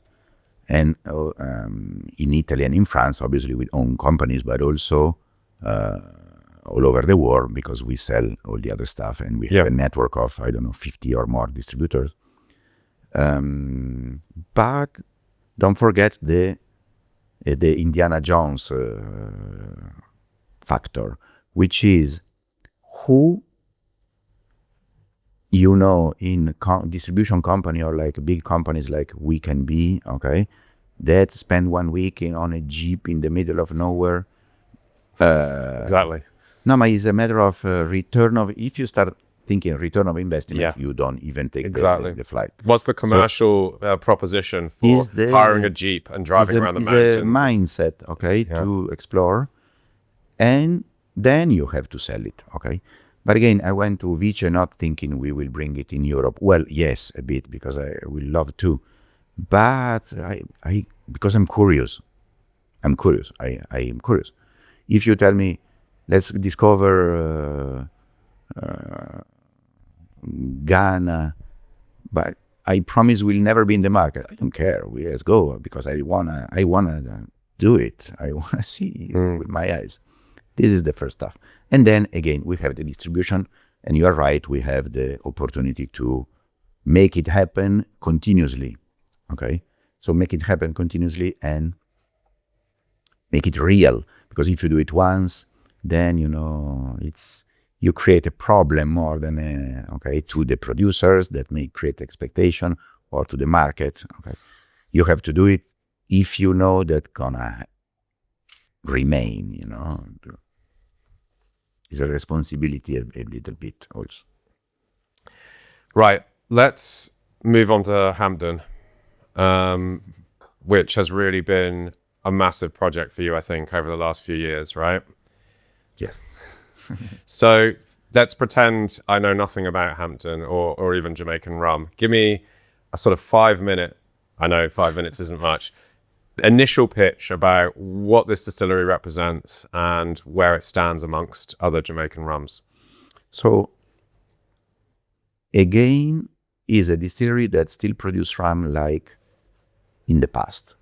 Exactly. So process completely unchanged from, who knows, let's say 150 years. And the reason is, again, historical. It means that also in Jamaica there were hundreds of distilleries, okay, small shacks maybe, and then became a bit more structured, and then industrial revolution, bit more structure, bit more business behind, and today there are 6, okay. But while the other ones, for different reasons, okay, we love everybody, especially in Jamaica, but for different reasons took different directions. Hampden, since the main business of all of them was produce different formulas and sell in bulk. Okay, they changed a bit the model or the core business, while Hampden, a core business, is still to produce 8 different marks and sell in bulk. Okay, Hampden is a 1.3 million liter capacity, and the brand doesn't do 1.3 million liter. Okay, so the core business today is still bulk. So if you produce bulk and you have the same customers from decades or century, you cannot change your liquid, because if you change the liquid, they don't buy you anymore, right? So Hampden is happy to be condemned to remain exactly the same, which means blend of raw materials, okay? That now rum is molasses or juice, okay? Hampden is not. Hampden is a blend of different raw materials. Depends on the formula also, which one, the composition, the combination of them. Fermentation obviously was wild, okay, and is still wild because cannot change again. And distillation is obviously in double retort pot, still like Jamaica, like let's say the Jamaican tradition. So sometimes, this history is very different, kind of difficult to explain a bit. Depends on the attention you have. It's not only this is 8 years old in ex-American bourbon. No, it's a completely different story that need a bit of knowledge, a bit of introduction, and also the taste. My daily conversation is with people say, "Wow, I like it. Wow, it doesn't taste like rum." Huh? And you say, "Okay, what do you think is the taste of rum?"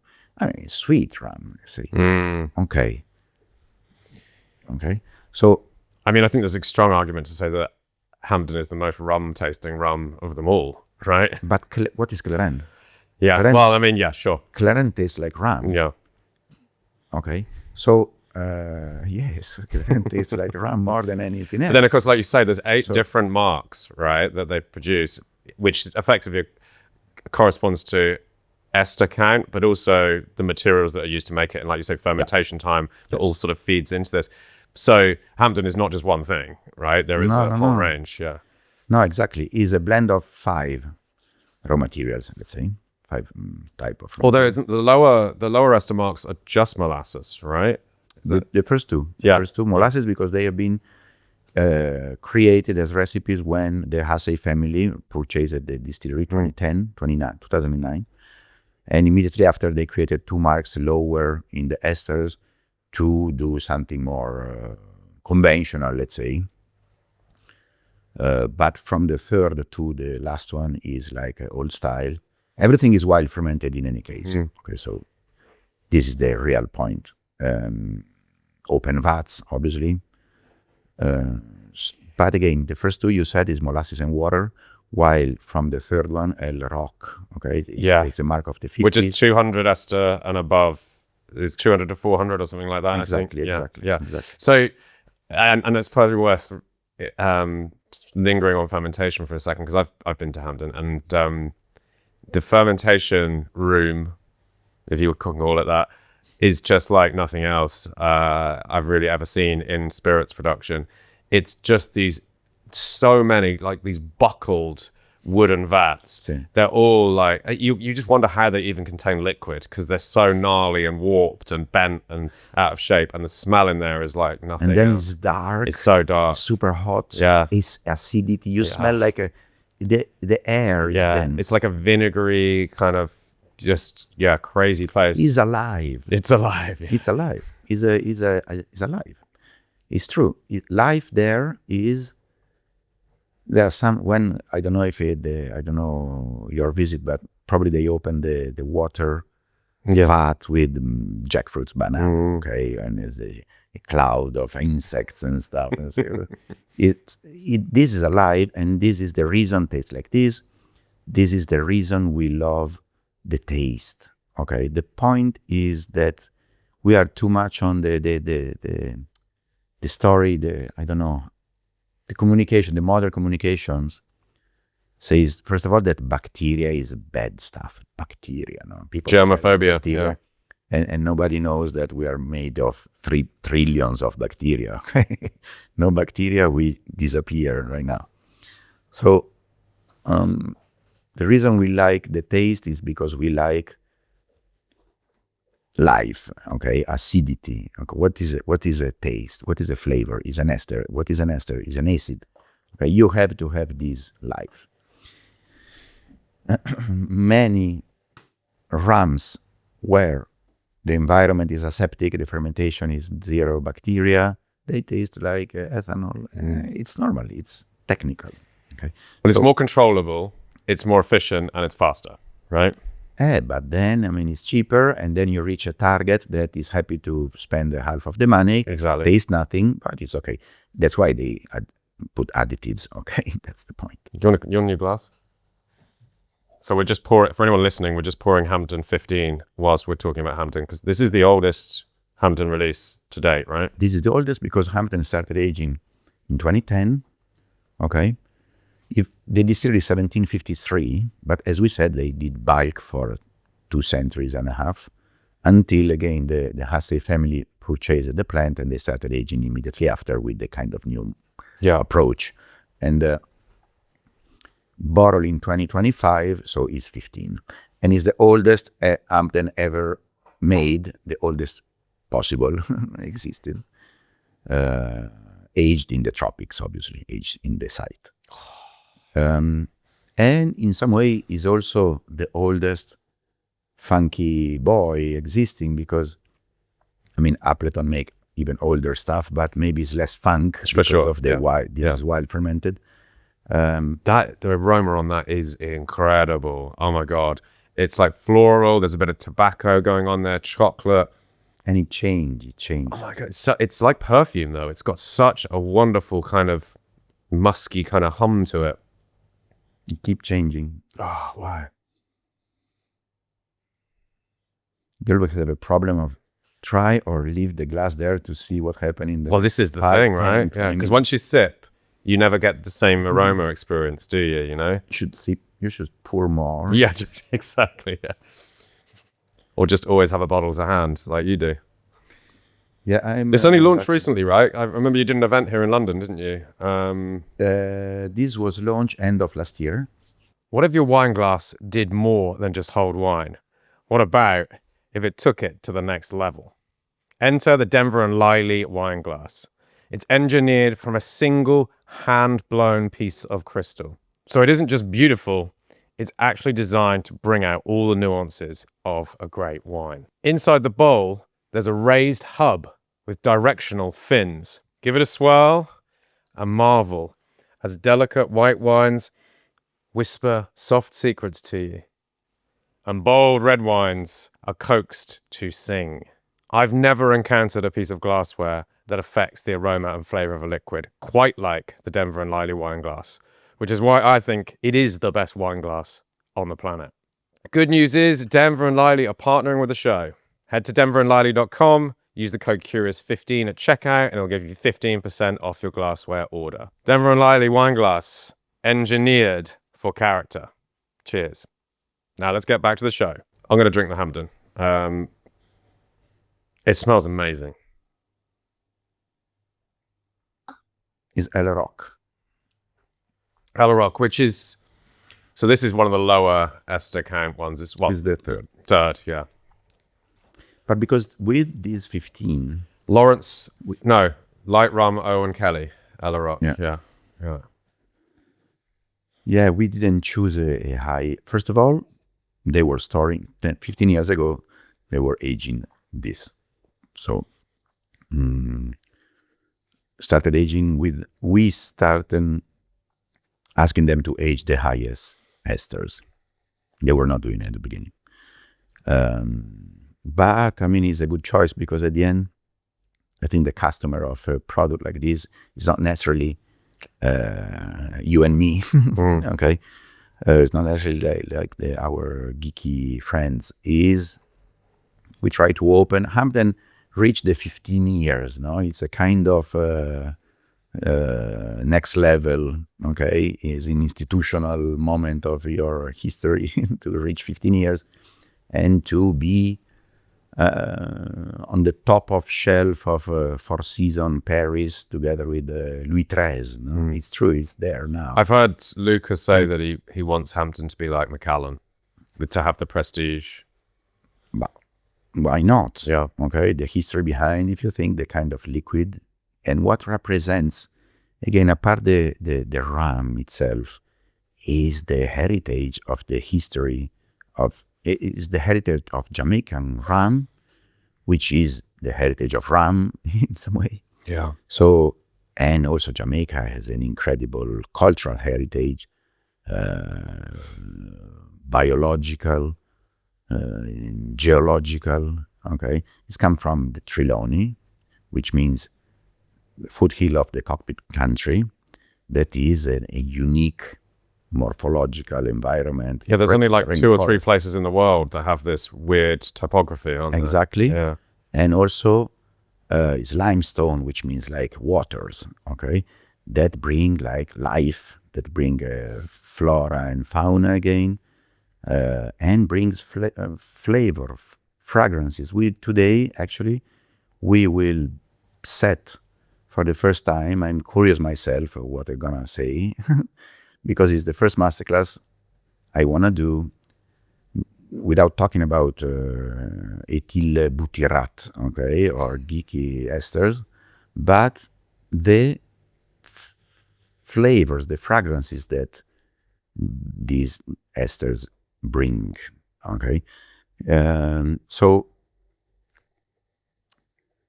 we spent like 5 or 6 years when we launched the brand going geeky ourselves, or myself. Honestly, I was curious myself to go to the gas chromatography and getting crazy. I created my own Excel BI infographic to read myself all this stuff. I'm not a chemist. I'm not a chemical engineer, right? So I learned myself in the last years through Hampden. So Hampden was my, I don't know, next level of understanding rum, because only a liquid like this can, I mean, have the characteristic to go deeper and deeper in what is the chemist behind. But now I am happy. I think I not understood Hampden because it's impossible. Okay, it's mystical. Hampden, as you experienced, is a mystery still. What happened right there? But I am satisfied of this level of knowledge. We understood, and we brought. And I think it's the moment to come back to the nose, come back to the experience. Come back to the untold more than the told. Told. I know, I agree with you. I think this is perhaps a movement that's going to take place across spirits generally, is we need to rediscover the magic, like celebrate the unknown and how beautiful that is, rather than trying to distill everything down to numbers and chemicals as if that somehow improves the experience. Yes, it's interesting to know these things and to be able to identify it from time to time. But really, what is that thing in the glass giving to you? What is the smell? How does it make you feel? Yeah. What you buy and pour is the emotion. Yeah. It's not the numbers, no? Yeah. Again, last year, I think, or a couple of years ago, We Made a Master was also Richard on the screen from Barbados. And we said, don't chase the highest ester, no? And I said, you know what? Humans love numbers, we know, okay? Years ago was the number of the age statement, yeah. Okay? The oldest, the best, which is the biggest bullshit in the history. And now is the number of esters. Yeah. So if you don't have 1,000 esters... Well, what's the point? So, no, I mean, is the balance and is the emotion that this bring, and let's say that the target is much wider because everybody feel emotions, while only a bunch of geeks like me, because I did it, okay? I am happy that I made it, but now it's time to... Is it DOK as the highest ester count? DOK. Yeah, Mark, yeah. So that goes up to 1,600 and not beyond by law, right? You can't go higher than that. Of course. And But that wasn't always the case, right? The early 20th century, they were went up to like thousands, 6,000. six. Hampden is still producing six. You cannot sell. Yeah. They producing these kind of traditions. This process is still existing, obviously, and still practices, and was and it still is like a way, a solution to explore the potential, first of all, but also to use it to blend, to do. Do you want to speak a little bit to the history of why Hampden ended up making these really high ester rums in the first place? Yeah, because again, at that time was, as we said, was produced to be blended, okay? And so was blended with what? Was shipped to England or Germany, okay?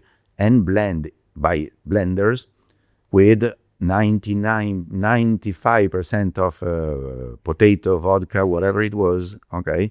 And then branded as Jamaican rum Verschnitt, okay? Which means almost blended, okay? So...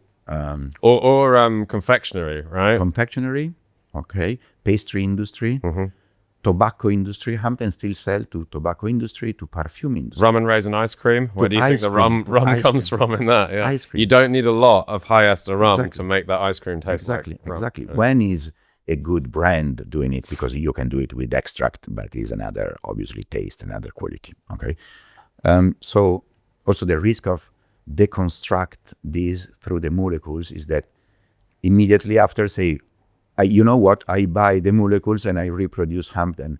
No, don't think you can. Don't think. This is the same as 2 hours ago talking about why don't you do at Vaval distillery, why don't you do this? No, if you do this, you destroy this. You have to be humble and learn from the nature, from the centuries, and not think that you can reproduce it. Okay, it's impossible. The guy of the lab where we send the samples to get the GC told me, your nose is much better than my GC. Thank you. And we gave you trillions of about this. But our nose is much better. It means that the GC doesn't arrive to explain what this is, okay? Because it's just not able to do it. And also, it's impossible to reproduce the nature, okay, in a lab. It's impossible. But also, I mean, a GC, this is a gas chromatograph, so a piece of equipment that basically analyzes the chemical composition of a liquid or a food or whatever. Yeah. All of that is telling you is data on the chemicals that are in that product. And of course, it's all just chemistry. That's what's in there. It doesn't tell you what it actually tastes like, what the flavor you experience is when you have it, because that happens here, and it happens differently in my head than to yours. Oh, that's the point. And so what is happening there? Well, it's an interpretation of the volatile aromatic compounds along with the taste and tactile sensations that we experience. But it's more than that. It's also, who am I with? Exactly. What is the environment like? Where am I sat? What time of day is it? What did I just eat? What do I know about this product? What do I understand about the people that make this and the products it's made from and where it comes from? And how does that then inform the way that I experience the flavor? And tomorrow, when you try the same liquid, you are different because you are happier or sad or whatever. And so you are different. What we don't consider is that we are a media from this and this. Yeah. So basically, we are the majority of the experience. It's 50% rum, 50% is myself. Yeah. So, and you're putting it inside you. Exactly. You're becoming the same thing. Exactly. Right? Exactly. Is the invisible, because, I mean, this is something we will share later. The nose, we cannot interpret it in the same stuff. Okay, this is a microphone and we know. But how to describe a flavor is very difficult to describe a flavor. That's why I don't do tastings with describing flavor to the audience, because you see those people trying to find the same thing. No. This is an emotion, and emotions are invisible. Emotions are Personal, and it's beautiful because they're personal. So when you go to the gas chromatography, again, is a way to understand it.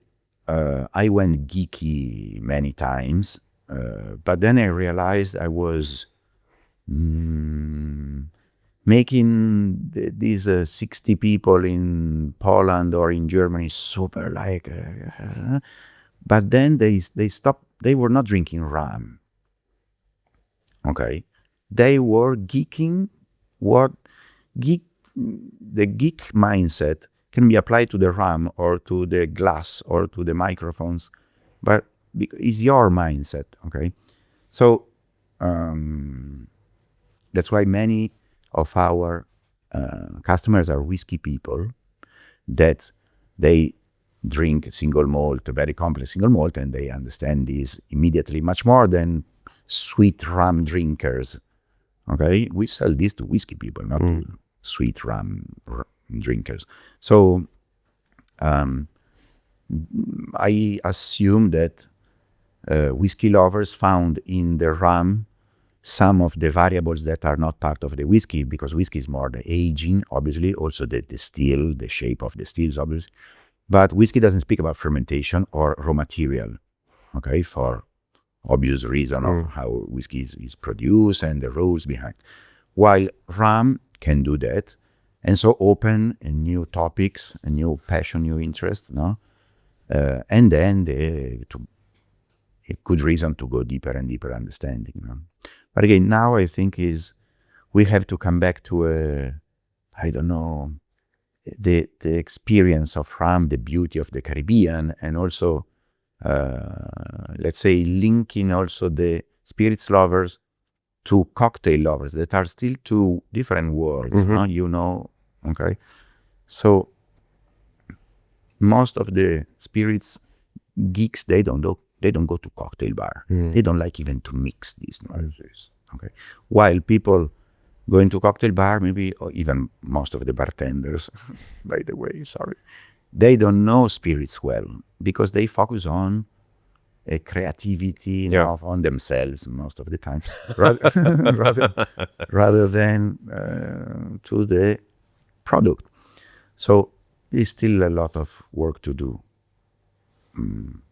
This is just keeps changing in the glass. It's ridiculous. I mean, when I was first drinking it, it was like I got sort of palm of like violet kind of note through. That's a really interesting floral thing. And now I'm getting pineapple off it. It's just ever changing in the glass. I don't know if I've had many spirits quite like it. Every time I go back to it, it's like someone's poured something else in the glass. Keep it here when you are back here now to London. Yeah. I'm thinking to keep the glass here. Right. I won't be back for a while. Or keep it in the car and try tomorrow. I need to try and get hold of a bottle. No, I mean the glass, the open. I know what you're saying. Yeah. Aerating. Air is another stuff nobody speak about. Air is the most important. And how it affects the spirit in the glass. Exactly. I mean, how is the evolution? Air is the reason spirits age. And so also in the glass, the evolution in the glass. So there are still many, many things. The only point is not going too much geeky, but remain.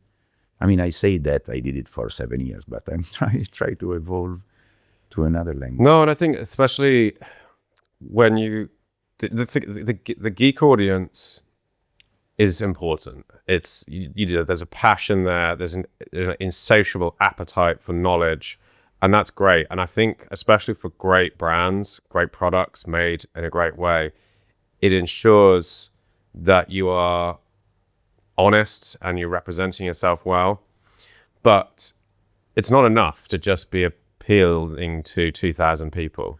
No, exactly. It has to extend beyond that. And I think in order to do that, you have to find new language, new ways of communication that are exciting for an audience that doesn't care about ethyl butyrate and doesn't care about ester counts and the specifics of how the column stills operated. And I think that comes down to experience and down to flavor. And that's the common language that we can all agree upon. How does it make you feel? What does it taste like? Exactly. Why do you like it? What is this? How's that different to that? Exactly. Why do you like it? With Hampden, understanding Hampden, the marks and everything, was obvious to go into these topics. But again, it's more the emotion, the most important. Also dreaming the Caribbean, dreaming Jamaica, visiting Jamaica, okay, understanding, this world. We got, what's this Filipino one? Filipino one is the new. We should have had this when we're talking about Filipino still, shouldn't we? Although this is not a Filipino. It is a Filipino still, but not the traditional. No, this is not exactly. It's not a traditional. Yeah. This is a new baby Habitation Velier. Mark Schultz, nice guy. I met him in Manila. I was there doing the launch in the market, tasting. Spirits Library. You should visit them. In Manila, nice temple of rum. So at the end of the tasting, this guy arrived with some samples. Consider that also, parenthesis, Philippines has some clairin producers in the north. Yeah. Okay. But this is another... And the Lambanog, of course. The palm. Exactly, Lambanog. Lambanog. Asia is another place we should spend time because it's full of fermented stuff. And anyway, now it is a completely different project. It's not, again, the tradition of but is a coffee farm producing also rum, a lot of sugarcane, heirloom varieties there. And in Mindanao, in Bukidnon, in the south, middle of nowhere, in a place where tribes of indigenous people are still meeting. Okay, there is a big sacred tree and the coffee farm there and the distilleries. And Mark is a super cool guy, German-Spanish family, so he's not Filipino. So basically, they were not satisfied of Tanduay, the fathers, and so it started. Which is, I think, the biggest rum brand in the world, exactly. isn't it? Yeah. Filipinos love their spirits, right? They have the biggest gin brand in the world. No, it's a biggest rum brand in the world. I think only India can compete with the Philippines, yeah. But they are there. They are trying to do this other approach. And again, experimenting a lot. And I found a guy that is super passionate, young and smart, and basically juice, doing, inspired by Hampden, because he's also, the guy is mock, using dander from endemic varieties of Filipino cane. And of course, the cane comes from Indonesia, right? Exactly. So it's not far away. Yeah. Exactly. So very interesting. So I went there like last year and visit them. And the distillery is amazing. And I said, okay, let's do it. I don't know, let's try. And 1 year after, because it took some time to put everything together, like a couple of weeks ago, we launched this Habitation Rainforest. Oh, it's really new then. The brand, he's launching his own brand. It's called Casa Caña, only on the Philippines, only Manila, basically, for now. But the distillery is called Rainforest Distillery, and we call it Rainforest. It's really nice. It's got like a caraway spice to it. It's like quite nutty and spicy. Only Chardonnay cask. Oh, is it? That's interesting. But he has like 25 casks. Too. We tried all the casks in the night together. I mean, it's a beautiful environment around there are wild trees. Wild horses. Oh, wow.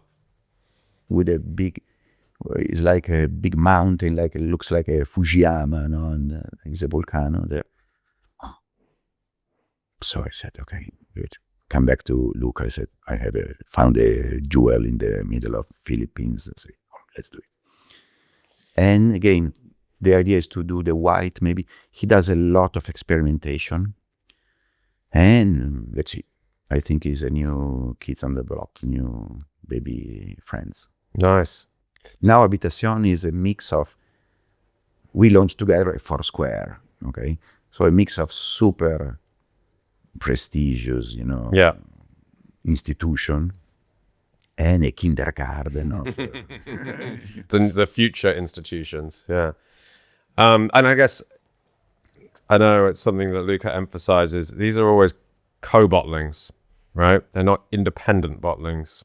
Thank you for this. True. Yes. So it's a joint venture, if you like, rather than we're buying your liquid and selling it. Always. Collaboration. This, I remember you wanted to speak about tropical aging and continental aging, but you know what?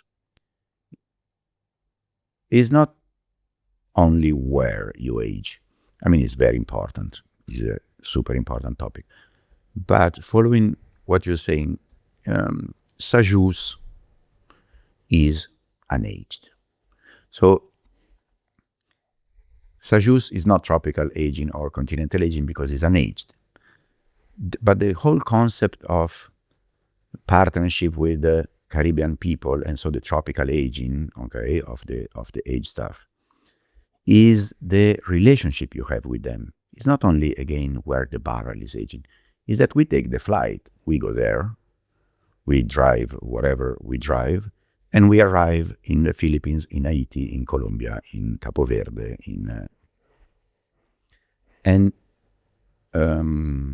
but also in Australia to Bingley, in Barbados to Richard. So not only the Indiana Jones, also the normal trips to visit the important prestigious distilleries, but we go there. I mean, we meet the guy, okay? We do a partnership with them. And that's why they allow us to say Foursquare in a Velier bottling, okay? That this doesn't happen for any other place. Mm-hmm. So it's a matter of relationship, it's a matter of trust, it's a matter of giving value to you, and it doesn't exist a Velier rum. Have you ever seen a rum Velier? Yeah. It doesn't exist. So we are not independent at all. We are a dependent bottler. Mm-hmm. I like that. I depend from Foursquare, Rainforest, Sajus, and whatever. So, and this is the cool stuff. It's not only that the barrel aged there. This is the consequence, no? And we love that the barrel aged there. And so is real stuff. It's not like, because when you move it here, it's no more, I mean, aging is terroir, like the raw material. Aging is terroir more than everything else. That's why cognac aged in France and Scotch aged in Scotland. Okay, so why Jamaican rum aged in? It's still a question mark I have. No, I know the answer, but it's an answer of 3 centuries. Okay, so it's a long topic. But what I want to say is that what you say co-bottling, we are a Pininfarina. This is also Luca once. Ferrari is Foursquare or Hampden. We are a designer, okay? We are a designer that make Ferrari nice packaging, and we make, because they do fermentation very well, okay? If you think about Hampden, for example, they do this for 3 centuries. They never created a brand. So we created the brand together, and now it's a partnership, no? We are designers, let's say, and we do this. And the name is Ferrari. You don't drive a Pininfarina, you drive a Ferrari, okay? But the dress is a partnership. What do you and Luca disagree on?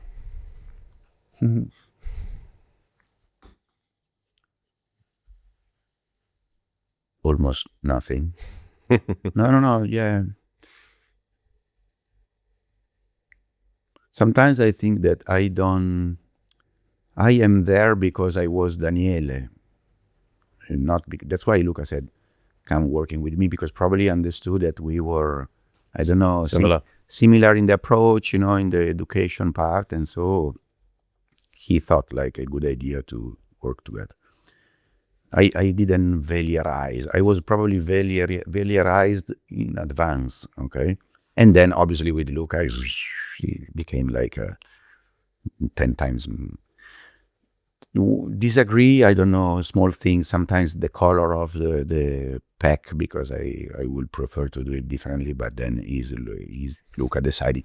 And honestly, it apparently is working. So I say, sometimes I disagree, and then I say, okay, considering, the whole stuff, let's follow his decision. And sometimes, but it's very small thing. When we started aging clairin, it was a bit like, when Luca wanted to call rum, Sajus rum, because was aged in the black bottle. I say, don't do this, this is clairin. And at the end is Vieux, Vieux Sajus. But it does say rum underneath, doesn't it? But this is by law. Yeah, right. Yeah. I don't know, but very small nuance of, no, because he still was my kind of idol, and he still is. Yeah. I mean, it's then you work with, but it doesn't change anything. Well, look, we need to finish up because I need to drive home and watch the football. I need to go. Cheers. And cheers. Thank you so much. And I mean, I feel like I have a fantastic job. I get to chat to knowledgeable people, taste amazing stuff, and do a lot of traveling myself. But your job is one that I envy because you get to work with Luca and the rest of the team at Velier. Consider, by the way, I still spend 90% of my time on Excel. Yeah. But the rest of it, you're Indiana Jonesing it. And I mean, some of these trips of exploration, and it really is like Indiana Jones because you are visiting places where oftentimes Westerners have not been. Not yet. Or if they have, they haven't been there for the purpose that you're there, which is to discover these amazing ancestral spirits. And, you are largely to thank for the fact that we have clairin now. And I'm hoping I'm going to see the same thing happen with Viche and probably many others, because I do think that the most exciting part of the rum world now is not the conflicts that are constantly going on within the category about transparency and sweetening and spiced rum and all this kind of stuff. It is these 95% of rum distilleries around the world that we don't even know about who are producing it in an authentic, traditional way. The future is in the past. Yeah. Look at mezcal. There you go. The future is in the small tomato from the countryside and with no pesticides. The future is in wild fermentation. Yeah. I mean, the present, nothing against the present, but we have to reset a bit some stuff, okay? Not only in spirits, in everything. Yeah. So maybe a solution is to look back 1 second and say, I mean, it was not so bad, Yeah. Daniele Biondi. Cheers. Thanks so much, man. Cheers.